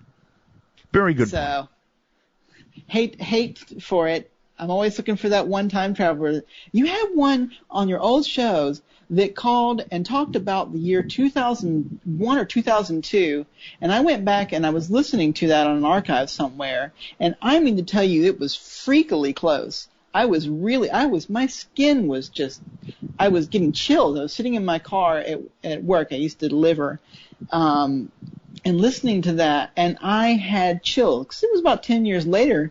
And so much of what he had talked about was true. It was back during the mad cow disease and all that kind of stuff. Oh, yes, I recall. That one really just made me, just my skin crawled. It was... There have been some good ones, and also there was Evelyn Paglini, and that woman nailed almost everything she predicted. It was amazing. Yeah, it's really sad that she's gone now. It is, and I am actively looking for another witch. Yeah. Oh, hey. Would you like to apply? I'm not a witch, but if I was, I'd be letting you know. On show topics. Yes. I'll just throw out there, my two favorite topics are the ancient aliens / ancient civilization stuff. Right. I just love it. Ever since I was a kid, I've been fascinated with Atlantis and ancient civilizations, because I went to a Christian school and they taught all this stuff, but it made no sense to me about why there wasn't more before it. And I wanted to know what was going on in the world before all this kind of stuff. And the other one was, I really loved the stuff that Malachi Martin used to do, and then other stuff about conspiracies kind of involving the Vatican and those kinds of things. So those are my two big things that I really enjoy. Well, I did hear you had Graham Hancock on there, and that was good. I kind of wish he had talked a little bit more about some of the structures and that kind of thing. Yeah, we're working on, we're working on Robert Bauval now. And, oh, yes. I'm not sure I've ever heard an interview with him. Oh. Maybe I've only heard one. Oh, well, you're in for a treat. Does he have kind of a French accent? He has an accent. Or something? He has an accent. Yes. I think maybe I've heard him once. All right, you'll like him. And we have many others that are coming up that you're going to love. Trust me. Great. All right. Thank you very much for the call from Japan, and Ohio gozaimasu. Ohio gozaimasu. Good morning in Japanese. And it is indeed morning there. Okay. My Skype is going berserk. I have never seen Skype, never have I seen Skype go this berserk. What happens is the people begin stacking up behind each other, and there are so many calling that every now and then it simply throws up its little Skype hands and seems to give up, but let me give it a try. Janice, I believe. Hello. Hi, Art. How's it going? It's going pretty well. Calling from Spokane, Washington. Long-time caller. First-time caller. Okay. What are you calling on, hon? Well, I was calling on a tablet. Okay, here's what you've got to do to sound really good. Find the place on your tablet. It's probably like a little hole, you know, where the mic is, and talk about 2 inches away from that in just a normal voice, and you'll sound really good. Okay. That's good. Well, I'm calling you because of, let's see. How's that? Is that working better? Much better. And everybody could hear it improve. Yes, much better. Okay. It's just my phone being weird, I guess. No, it's good. Well, it's I want really to call about the September. You talking about September. Oh, yes. Literally, like I'm telling you, for the past 2 or 3 years, you know that feeling like your vacation is about to come to an end? Oh, it's yes. like the last 3 days. Total and everything's bummer. moving slow but fast at the same time. Of course, yes. I have felt like we're on just the teetering point, and I don't know what it is, but it's in the air, it's in the sky, it's heavy, whatever it has been. How about this? We're in Tahiti, and we're on the beach sipping these little nice drinks with umbrellas in them, and we're about to have to return to Southeast L.A. tomorrow. And we know we don't really want to, but we have to. Exactly. Yes, I know the feeling. So you really honestly have that too? Oh, and it's not just me. I mean, I'll just randomly talk to people that I've just met. And that's like a constant thing. It feels like something's coming, whether it's some kind of economic collapse or an issue with the presidential race, something, something environmental, some kind of earthquake, pole shift. Mm-hmm. All right, let me read this to you. This is from somebody named Sarap, okay? Regarding September. Lately, I've been having the same recurring nightmare. Buildings blowing up in major cities everywhere at the same time. Last night, the dream also included an exploding train in Grand Central Station. I hate sleeping these days. I haven't had any, reoccurring doom dreams like that, but on that note, have you seen the film Jupiter Ascending by the Wachowskis? I haven't. There is a reptilian, race in that movie. I've seen it twice now. And, nothing about the movie, but the voice that they used, there's an interesting kind of clicky tone voice that they gave the reptilian character in that. And I've had reoccurring dreams for the past couple of years where it feels like I'm about to have an out-of-body experience, and I can hear a voice exactly like that reptilian in that movie. Wow. And when I first saw the movie, it gave me the chills. I had to turn it off and walk away because I started having flashbacks of these freaky dreams that I've been having ever since I was 15. Maybe the reptilians are coming. I don't know what it is. I try not to think like that, but it's weird too. If you look up in the sky, everything feels different right now. I don't even know how to put my finger on it, but it's true. And it's almost like at my core, I'm almost, I'm going on 30, but it almost feels like in my subconscious, paradigm, I've never planned for a future. I've never had a huge drive to have a career that I'll retire. It's almost like I know that I don't really have a real long one, if that makes sense. It does. It would be a scaly way to go. I mean, at 30, I've never considered children, marriage, college, career. It almost just is I just know that it's not going to be the way that we think it's going to be in at least 10 years. It feels how like. do you? I want to ask you, in view of the way you feel about that, how does that? It must affect every aspect of your life. You would think that it does. Every decision you make. Right. And it's weird because you'd think that you'd think I sound like a bum. But like I said, in the last 2 years, it's almost like everything has been pointing to that something's coming.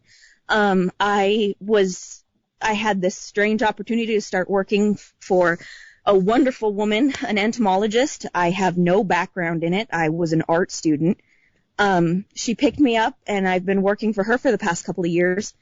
And it's like all these serendipitous little things. I've always wanted to see Machu Picchu. She brought me to Machu Picchu. I've always wanted to fly over the Nazca Lines. She took me there. She took me to Tikal. I've been to Guatemala. I've been to the Galapagos Islands. All these things that it's kind of like she knew you. It's kind of like a bucket list. She knew how to fill it. Yeah, or kind of like something was just handing me the things that I knew I wanted to see before I was done. So I don't know, but it feels like it. It feels like. I get it. Trust me, I get it. All right, listen. Thank you for the call. Thank you very much for the call. Even though. I don't know. That was kind of depressing, huh? Can you imagine, I don't know, your entire life being, decisions being made, plans being made, knowing that you're not going to make it? That's really something. Let's go here on the phone line. Say you're on the air. Yes, Art. How are you tonight? I'm quite well. Last caller depressed me a little, but otherwise fine. Okay, well, perhaps I should let the time travelers go and call you another night, but I heard No. Okay. I heard you talking about the long-delayed echo that you heard on ham radio on the 80-meter band. Let me strengthen that statement a little. The long-delayed echo that I verified, sir, right. When I was telling Seth about it last night, I moved, the thing you would suspect is somebody recording and playing you back. And so I moved several kilohertz up, several kilohertz down. It came on the same frequency, 20 over 9, again and again and again. So it was nobody screwing around with me. This was a real McCoy, and it's mathematically not possible. Right, as far as reflections from the moon are concerned, as one caller explained.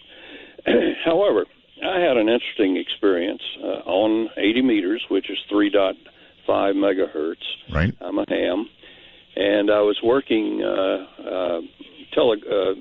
international Morse telegraph, right. CW, talking to a Russian, and this was back probably 6 years ago. And all of a sudden, I began to hear another station on the frequency, so I stood by to see if somebody was transmitting. And it was my own signal. And it was not the long-delayed echo like you heard, but it was certainly around the Earth. But anyway, that sparked me to write a article for QST, and I had turned on my digital tape recorder and got the digital recording of that, so I was able to run a fast Fourier transform, do some other analysis on it. Right. Did QST actually publish? Yes, they did. Wow. And so I started looking into the literature of the long delayed echoes, and there's quite a history there. A lot of it is in QST, but, it goes back to the 50s or so. All right. If you have studied this in the cause of time here, what do you think is the most likely explanation? Well, I have one more experience back in January of 2013, and this was written up in May of QST 2015. I heard a short delay echo and a second frequency that was almost double the fundamental frequency of the echo on CW. But it would not repeat, except I had to wait 2.5 seconds before whatever the mechanism was that was causing the second echo to reset. Okay, you asked me what people have said. The most likely explanation. Yeah. Magnetic fields of the Earth with plasma. They trap the signal.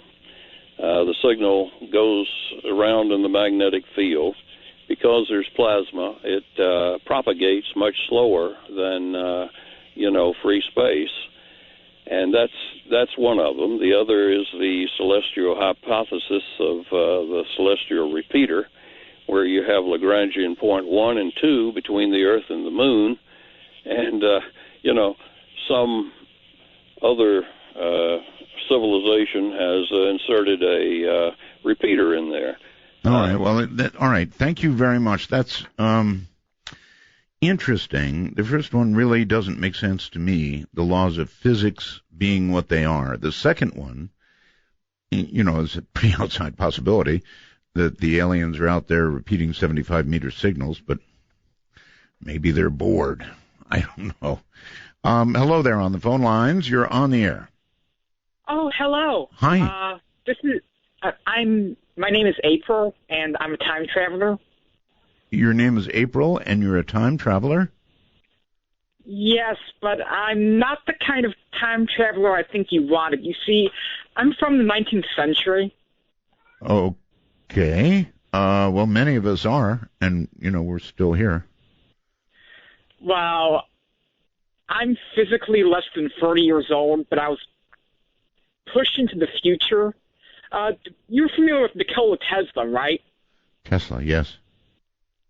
All right. Well, I was witnessing one of his attempts at, I think he was trying to transmit electricity in Colorado Springs in 1899. You saw that? You were there?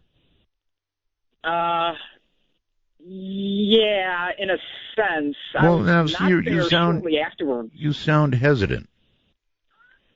Because it's a really strange experience, and people don't usually believe this sort of thing. Okay, I'm over time for a break. Hold on, I'll bring you back. Wow. My, indeed. This is Midnight.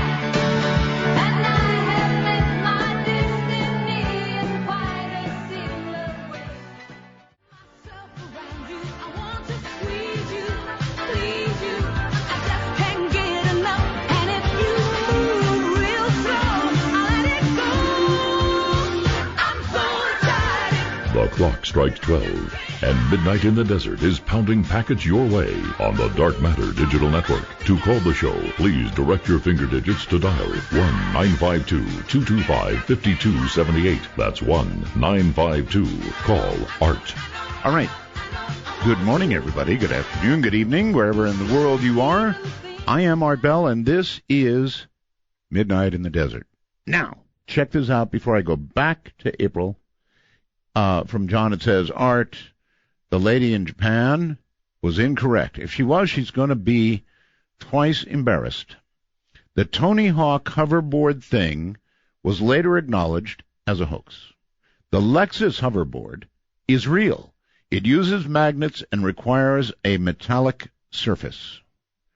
Oh, no. Could she have been wrong? Twice. Could the time traveler have been right? Speaking of which, April claims to be a time traveler. April, you're back on. Oh, hello. Hello. Okay, as I was saying, I witnessed one of Nikola Tesla's experiments in Colorado Springs in July 1889. Well, I am jealous. I would give my, important part to who have seen that. Yes, I was 15 years old at the time, and I had to disguise myself as a boy in order to see it because they would not let women or girls see it. Oh, that's true. Women were pretty much repressed then, huh? Yes. Yeah. And I can tell you what I remember of what happened. I'm not sure if it's all of what happened. Oh, no, go ahead. Well, I don't think anyone actually knew I was there, was the thing. It had a work crew and, all the usual things. But I was just hidden in brush near it. It was a giant tower.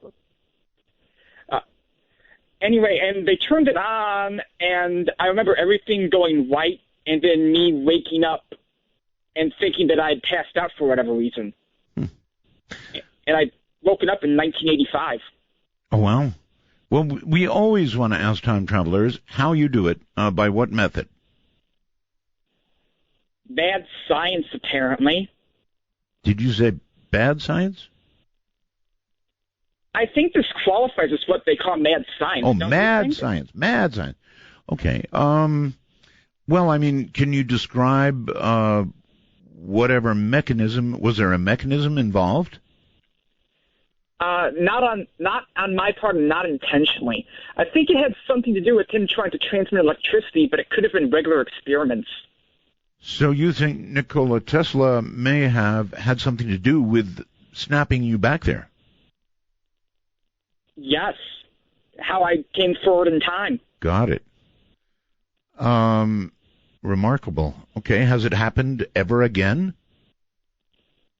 No, and at this point, I really hope it doesn't, because it was very hard for me to get used to 1985 when I was young. Now I'm much older, and it would just be a shock to my system. It was hard for me to get used to 85 when I was actually there. It's a rough year. All right, listen, thank you so very much for the call. I really do appreciate it. And by all means, call again. That was April, alleged time traveler. On Skype, I think it's Michael. Might be Michael. No? Michael. Going once, going twice. Let's go to Matthew. Hello, Matthew. Oh, hey, Art. Let me turn my radio off just Okay. a second. All right. Sorry about that. That's right. I want to give out shout out to Bradley and to Cheyenne. Okay. Yeah, you had a flat earther on the show the other day. I sure did. The flat earthers are mostly a Christian fundamentalist movement. Somebody called in and talked about the Bible verses they use to justify their insane view. Uh-huh. I'm actually a Sunday school teacher, so I know what verses they're talking about. There are 2 verses from Isaiah, 1 from Revelation, and several from the Psalms. Right. But those are all extremely poetic interpretations. So you have to be really, if I can say the word, a kook to believe this literally. Well, the part I think that really got me was the sun being 3,000 miles above the Earth's surface. I mean, please. Yeah. Please. I love the show, Art. It's great to have you back on the air. Oh, well, it's great to be back. It is wonderful, actually, to be back, particularly in a time when, technology has so changed that, compared to my last experience on the air, it was hard to hear a lot of the callers, and I think almost everybody in the audience can verify that this is like a whole new universe. Well, thanks for taking my call, and have a great rest of the show. Well, thank you for making it. And I do enjoy open lines. They're just plain fun, frankly. Let us try.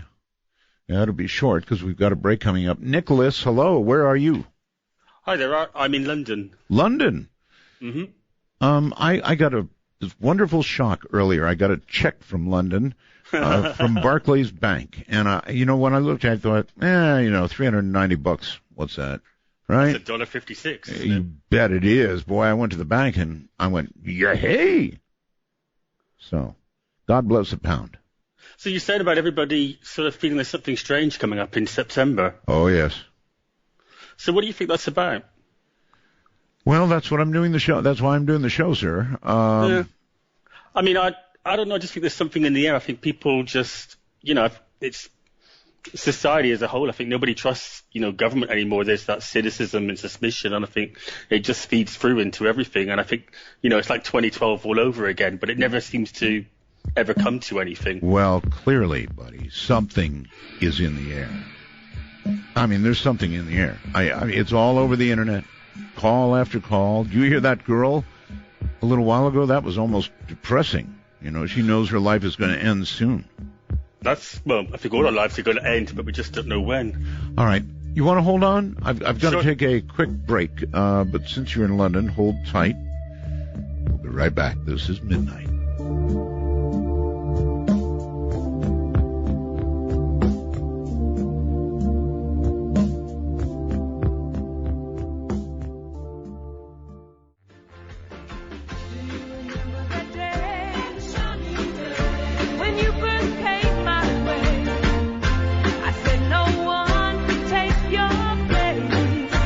Come on, men and women, Skype up. Call Midnight in the Desert at MITD 51. That's MITD 51. Well, this is the first night, ladies and gentlemen, that my Skype 3 times, mind you, 3 times already, have just thrown up its little Skype hands and said, program quits. I've had enough. I have so many names over the screen that it just goes...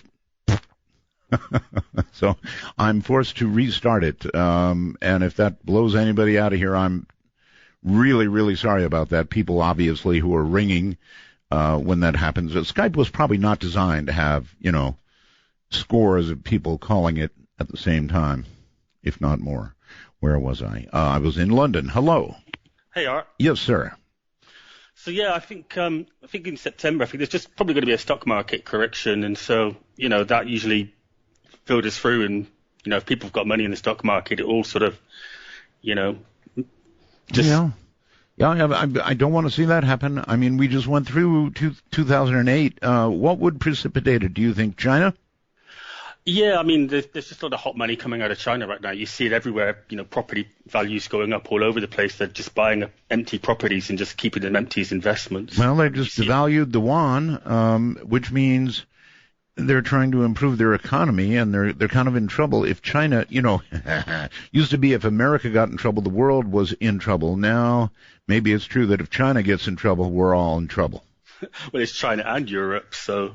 Yeah, that's right. Oh, that's right. You guys, it's kind of looking like you Brits holding on to the pound was not such a bad idea after all. What do you think? Well, I was pro-Euro when it came out. Now I think I was wrong, so, it's like the pound's a good thing. I mean, you've only got to see what happened in Ireland.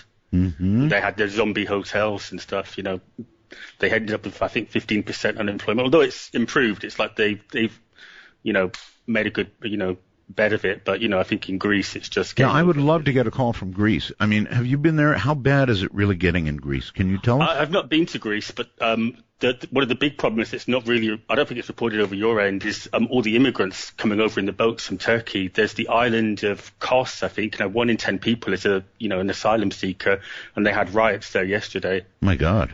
So, there's hundreds of thousands of people literally just coming over the Mediterranean, and the navies are out there picking these people up and dropping them off in Italy, and then making their way up through the Schengen zone. So there was a really funny scene of on the border of France and Italy where the French police were on one side and the immigrants were on the other, and when they walked through, because there's no border control, the French police were picking them up by their arms and putting them back over onto the Italian side of the border. Well, we're very American-centric with our news here. We just don't hear about that kind of thing. It's, occasionally we'll get a story about Greece, but that's about it. We don't get much else. We're so concentrating on the Donald over here, we don't see anything else. Oh, we get the Donald over here as well. Oh, you do? Yeah. Uh-huh. What do you think the world would be like, and the United States, if he actually got elected president? I think it would be a crazy place. I think they'd give him the nuclear button, he'd depress it just to see what would happen if he did it. Well, listen, my friend, thank you so very, very much for the call, and I've got high hopes for September, but I'm worried. After listening to all of you, I'm now officially worried. I knew that, there was something cooking here, but I didn't know that it was that bad, so... It's all over the internet. It is a sort of a mass consciousness. It may be nothing. It may be people getting each other worked up. I mean, there have been a million of these things that have come along, right? People get worried. A certain date is talked about. A certain comet goes flashing by and people freak out. It may be that. But you can't totally ignore it. When this many people are upset about something, ignore it at your own peril, possible peril. John, you are on the air on Skype. Hi. Hi, Art. I want to ask your opinion about something. Sure. I've been working in the television news industry since about 1995. Yes, sir. And in fact, I think I used to work at a station in Monterey that you used to work at, which is used to be called KMST, but I think it's now called KION. Okay. But my question to you is, back when I was a kid, it was a thing that the family kind of sat around the tube and watched the evening news. Right. And that doesn't seem to be really happening anymore. No. And my career is based on, I'm a director of television news. And are you? Is that you're currently a director, right? I'm currently a director in San Francisco. Oh.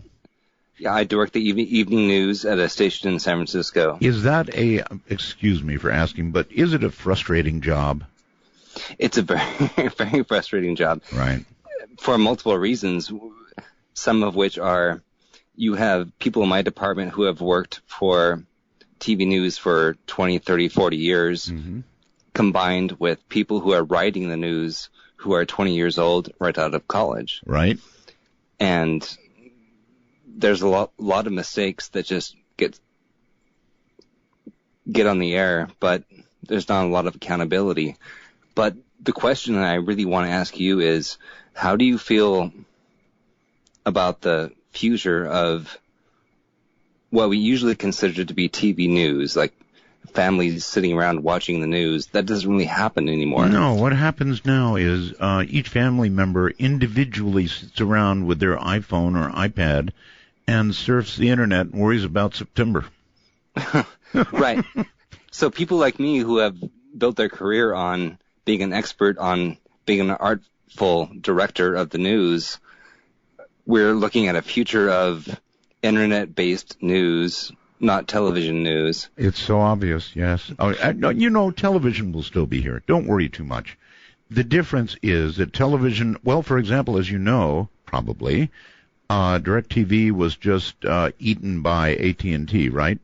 Mm-hmm. And it's my understanding that as of now, beginning now, or a few days ago, you could watch all of your DirecTV channels on the internet. Right. So that's where it's going, brother.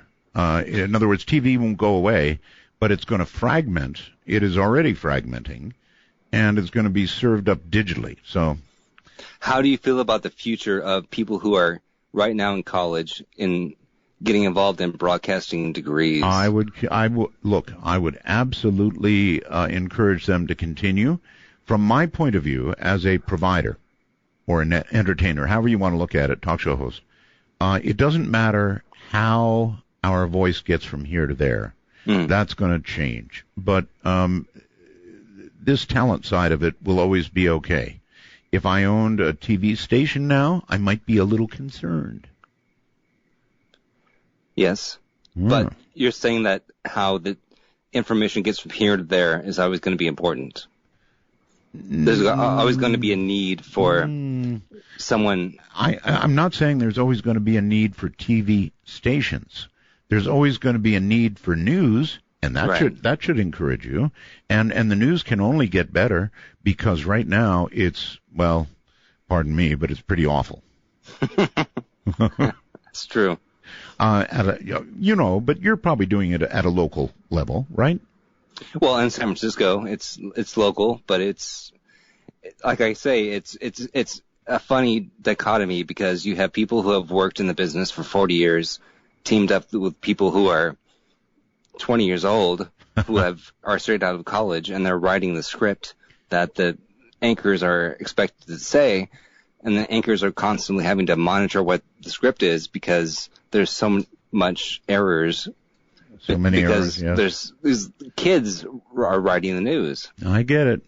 I so totally get it. Well, that's a fight, I guess, that goes on from, every generation to every generation since the electronic media began. But it is anyway.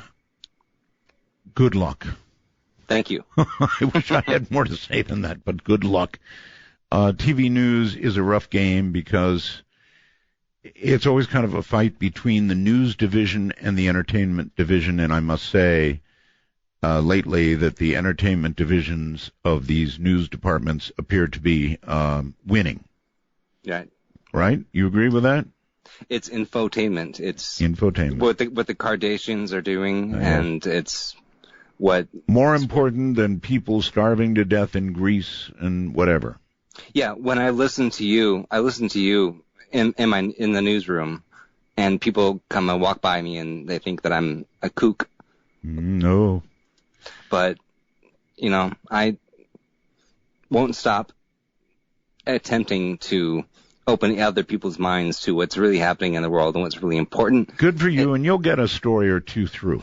I've got to run, but thank you very, very much for the call. I really do appreciate it. And by the way, let me take a moment to say that I appreciate the general quality of the callers to this program. And if you're a listener to the program, I don't have to tell you how much better it really is. Somewhere up near Omaha, Nebraska, I think you're on the air. Hello. Hi, how are you? I'm very well, thank you. My friend, 79 Trans Am, he wants to say hi. And when you spin his letters around, it says Starman. Really? Yes. By the way, I'm a Trans Am guy. I've got a Firebird Trans Am. It's gorgeous. Oh, that is cool. 6-speed forward gears. Wow. Yeah, I can't go anywhere without, getting followed like OJ. That is cool. They look at a car like that and they go, oh, yeah, town revenue. Oh, well, I bet. Yeah. I believe that. Anyway, what's up? Well, I've had an encounter myself in 2008 or 9. I went up in spirit, and I went into darkness, and I have encountered aliens and Jen. And let me stop you right there. You said you went to darkness? Yeah, well, it is kind of like through spirit. I don't know how I got out of my body, but I was up in spirit, and I seen ETs and Jen. And these beings that I seen, the aliens even, and the Jen, the aliens appeared with fur. Instead of just being like a bare skin or anything, right. They had fur on them. What do you mean by Jen? When you say Jen, what do you mean? Jen, or another being that is created by smokeless fire. And smokeless fire? Yes. Okay. Yes. And I picked up on it because they can change, they shape-shift and stuff like that. Okay.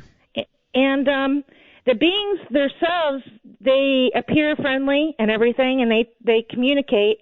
They knew English very well. And but each of them was trying to present themselves as if they were Christ, and they wanted me to accept them as Christ, and I refused. And being that I refused, that was my only way back. And when I came back, I got in a telepathic message. It says, "I am the Prince of Darkness, and I got your soul." Wow. And then maybe the Prince does have your soul. You went left when you should have gone right. Yeah, and I came to Jesus, and that very night that I did, one of the beings came and tried to take it back and couldn't. And it was very interesting throughout the years, all the encounters that I've had. And but that's essentially black letter law. You signed a contract with the other one there. No, I didn't accept them. I refused. Okay. And when they each presented themselves, and there was only one that didn't talk when I was there, and he was ET looking, and he came forward towards me, and that's when a Jen popped out from his head, and came up and touched me in my forehead and said, "Accept Christ," and away you refused. Went. You refused? I refused. I'm sorry. I thought you did accept Christ and everything was okay. Yeah, I did when I came back. Oh, okay. But in the first experience, that's how they were. Well, I am getting ready. I'm getting ready to interview a Satanist. That's a show you're not going to want to miss. Okay. All right. So it's coming up, and I hope you will call. I am very, very curious about Satanists, and therefore I will do a program. No matter what anybody says, and there will be much comment, I'm sure. Renee, I think it is, on Skype. You're on the air. Hi. Hi, Art. This is Renee from South Texas. Yes, sir. And I guess I wanted to share my story since you guys have been talking about like aliens and stuff like that. There was this one time, me and my ex-girlfriend, I was kind of feeling a little bit adventurous, and she lived out in the country. Yes. So we ended up taking a dirt road, and me being the adventurous guy, I was like, hey, let's go check it out. Let's see what's out here. And we were driving, and I guess we got into an argument, but both of us saw something in the field, and I saw a metallic ball coming out of the dirt, and she saw a camouflage ball coming out of the dirt. So what happened was the thing came out of the ground and started spinning out of the ground and just kind of like right in front of us, just I guess it was kind of like trying to see what we're doing. Why were you fighting? I guess stupid stuff. Stupid stuff. Yeah, that's usually what it is. Okay. What ended up happening was we ended up just kept on going straight, and we saw the metallic thing just go all the way down. It started spinning and drilling back into the and wow. I guess like right afterwards we were just like, did you see that? And she was all like, yeah, it was a metallic ball that just came out of the ground. It was maybe like I would say the size of a beach ball. Under Earth UFOs, that's something we're going to have to talk about. We're way short on time. Overseas, somewhere, Morgus or something? Hello? Yeah, hello, Art. Can you hear me? I hear you, but we've got so little time. Where are you calling from? I'm calling from Romania. Romania. You are my first Romanian call. Yeah, I figured I was. Yeah, you are. You made it. Romania. Well, thank you very much for taking my call. I wish we had more time. I've listened to your advice, and I took some notes. So here are some of my thoughts, quick. Are we going to hear Michio Kaku again soon? Oh, yes, of course. And also, this September thing? Yes. Blown out of proportion. I hope so.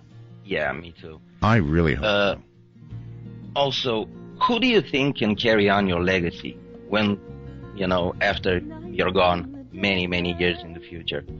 Do you see anyone who can pick up from when you're going to... Asia Rain Bell is the name that comes to mind. Well, it's good to know. Asia Rain Bell, currently lose you. Traversing the 3rd grade, so she's getting ready. That's great to hear. Thank you, my friend. Good night. And all over the world, boy, has this been a blast or what? Midnight in the Desert, indeed. That's Crystal Gale. From me to all the time zones, all of you everywhere, good night.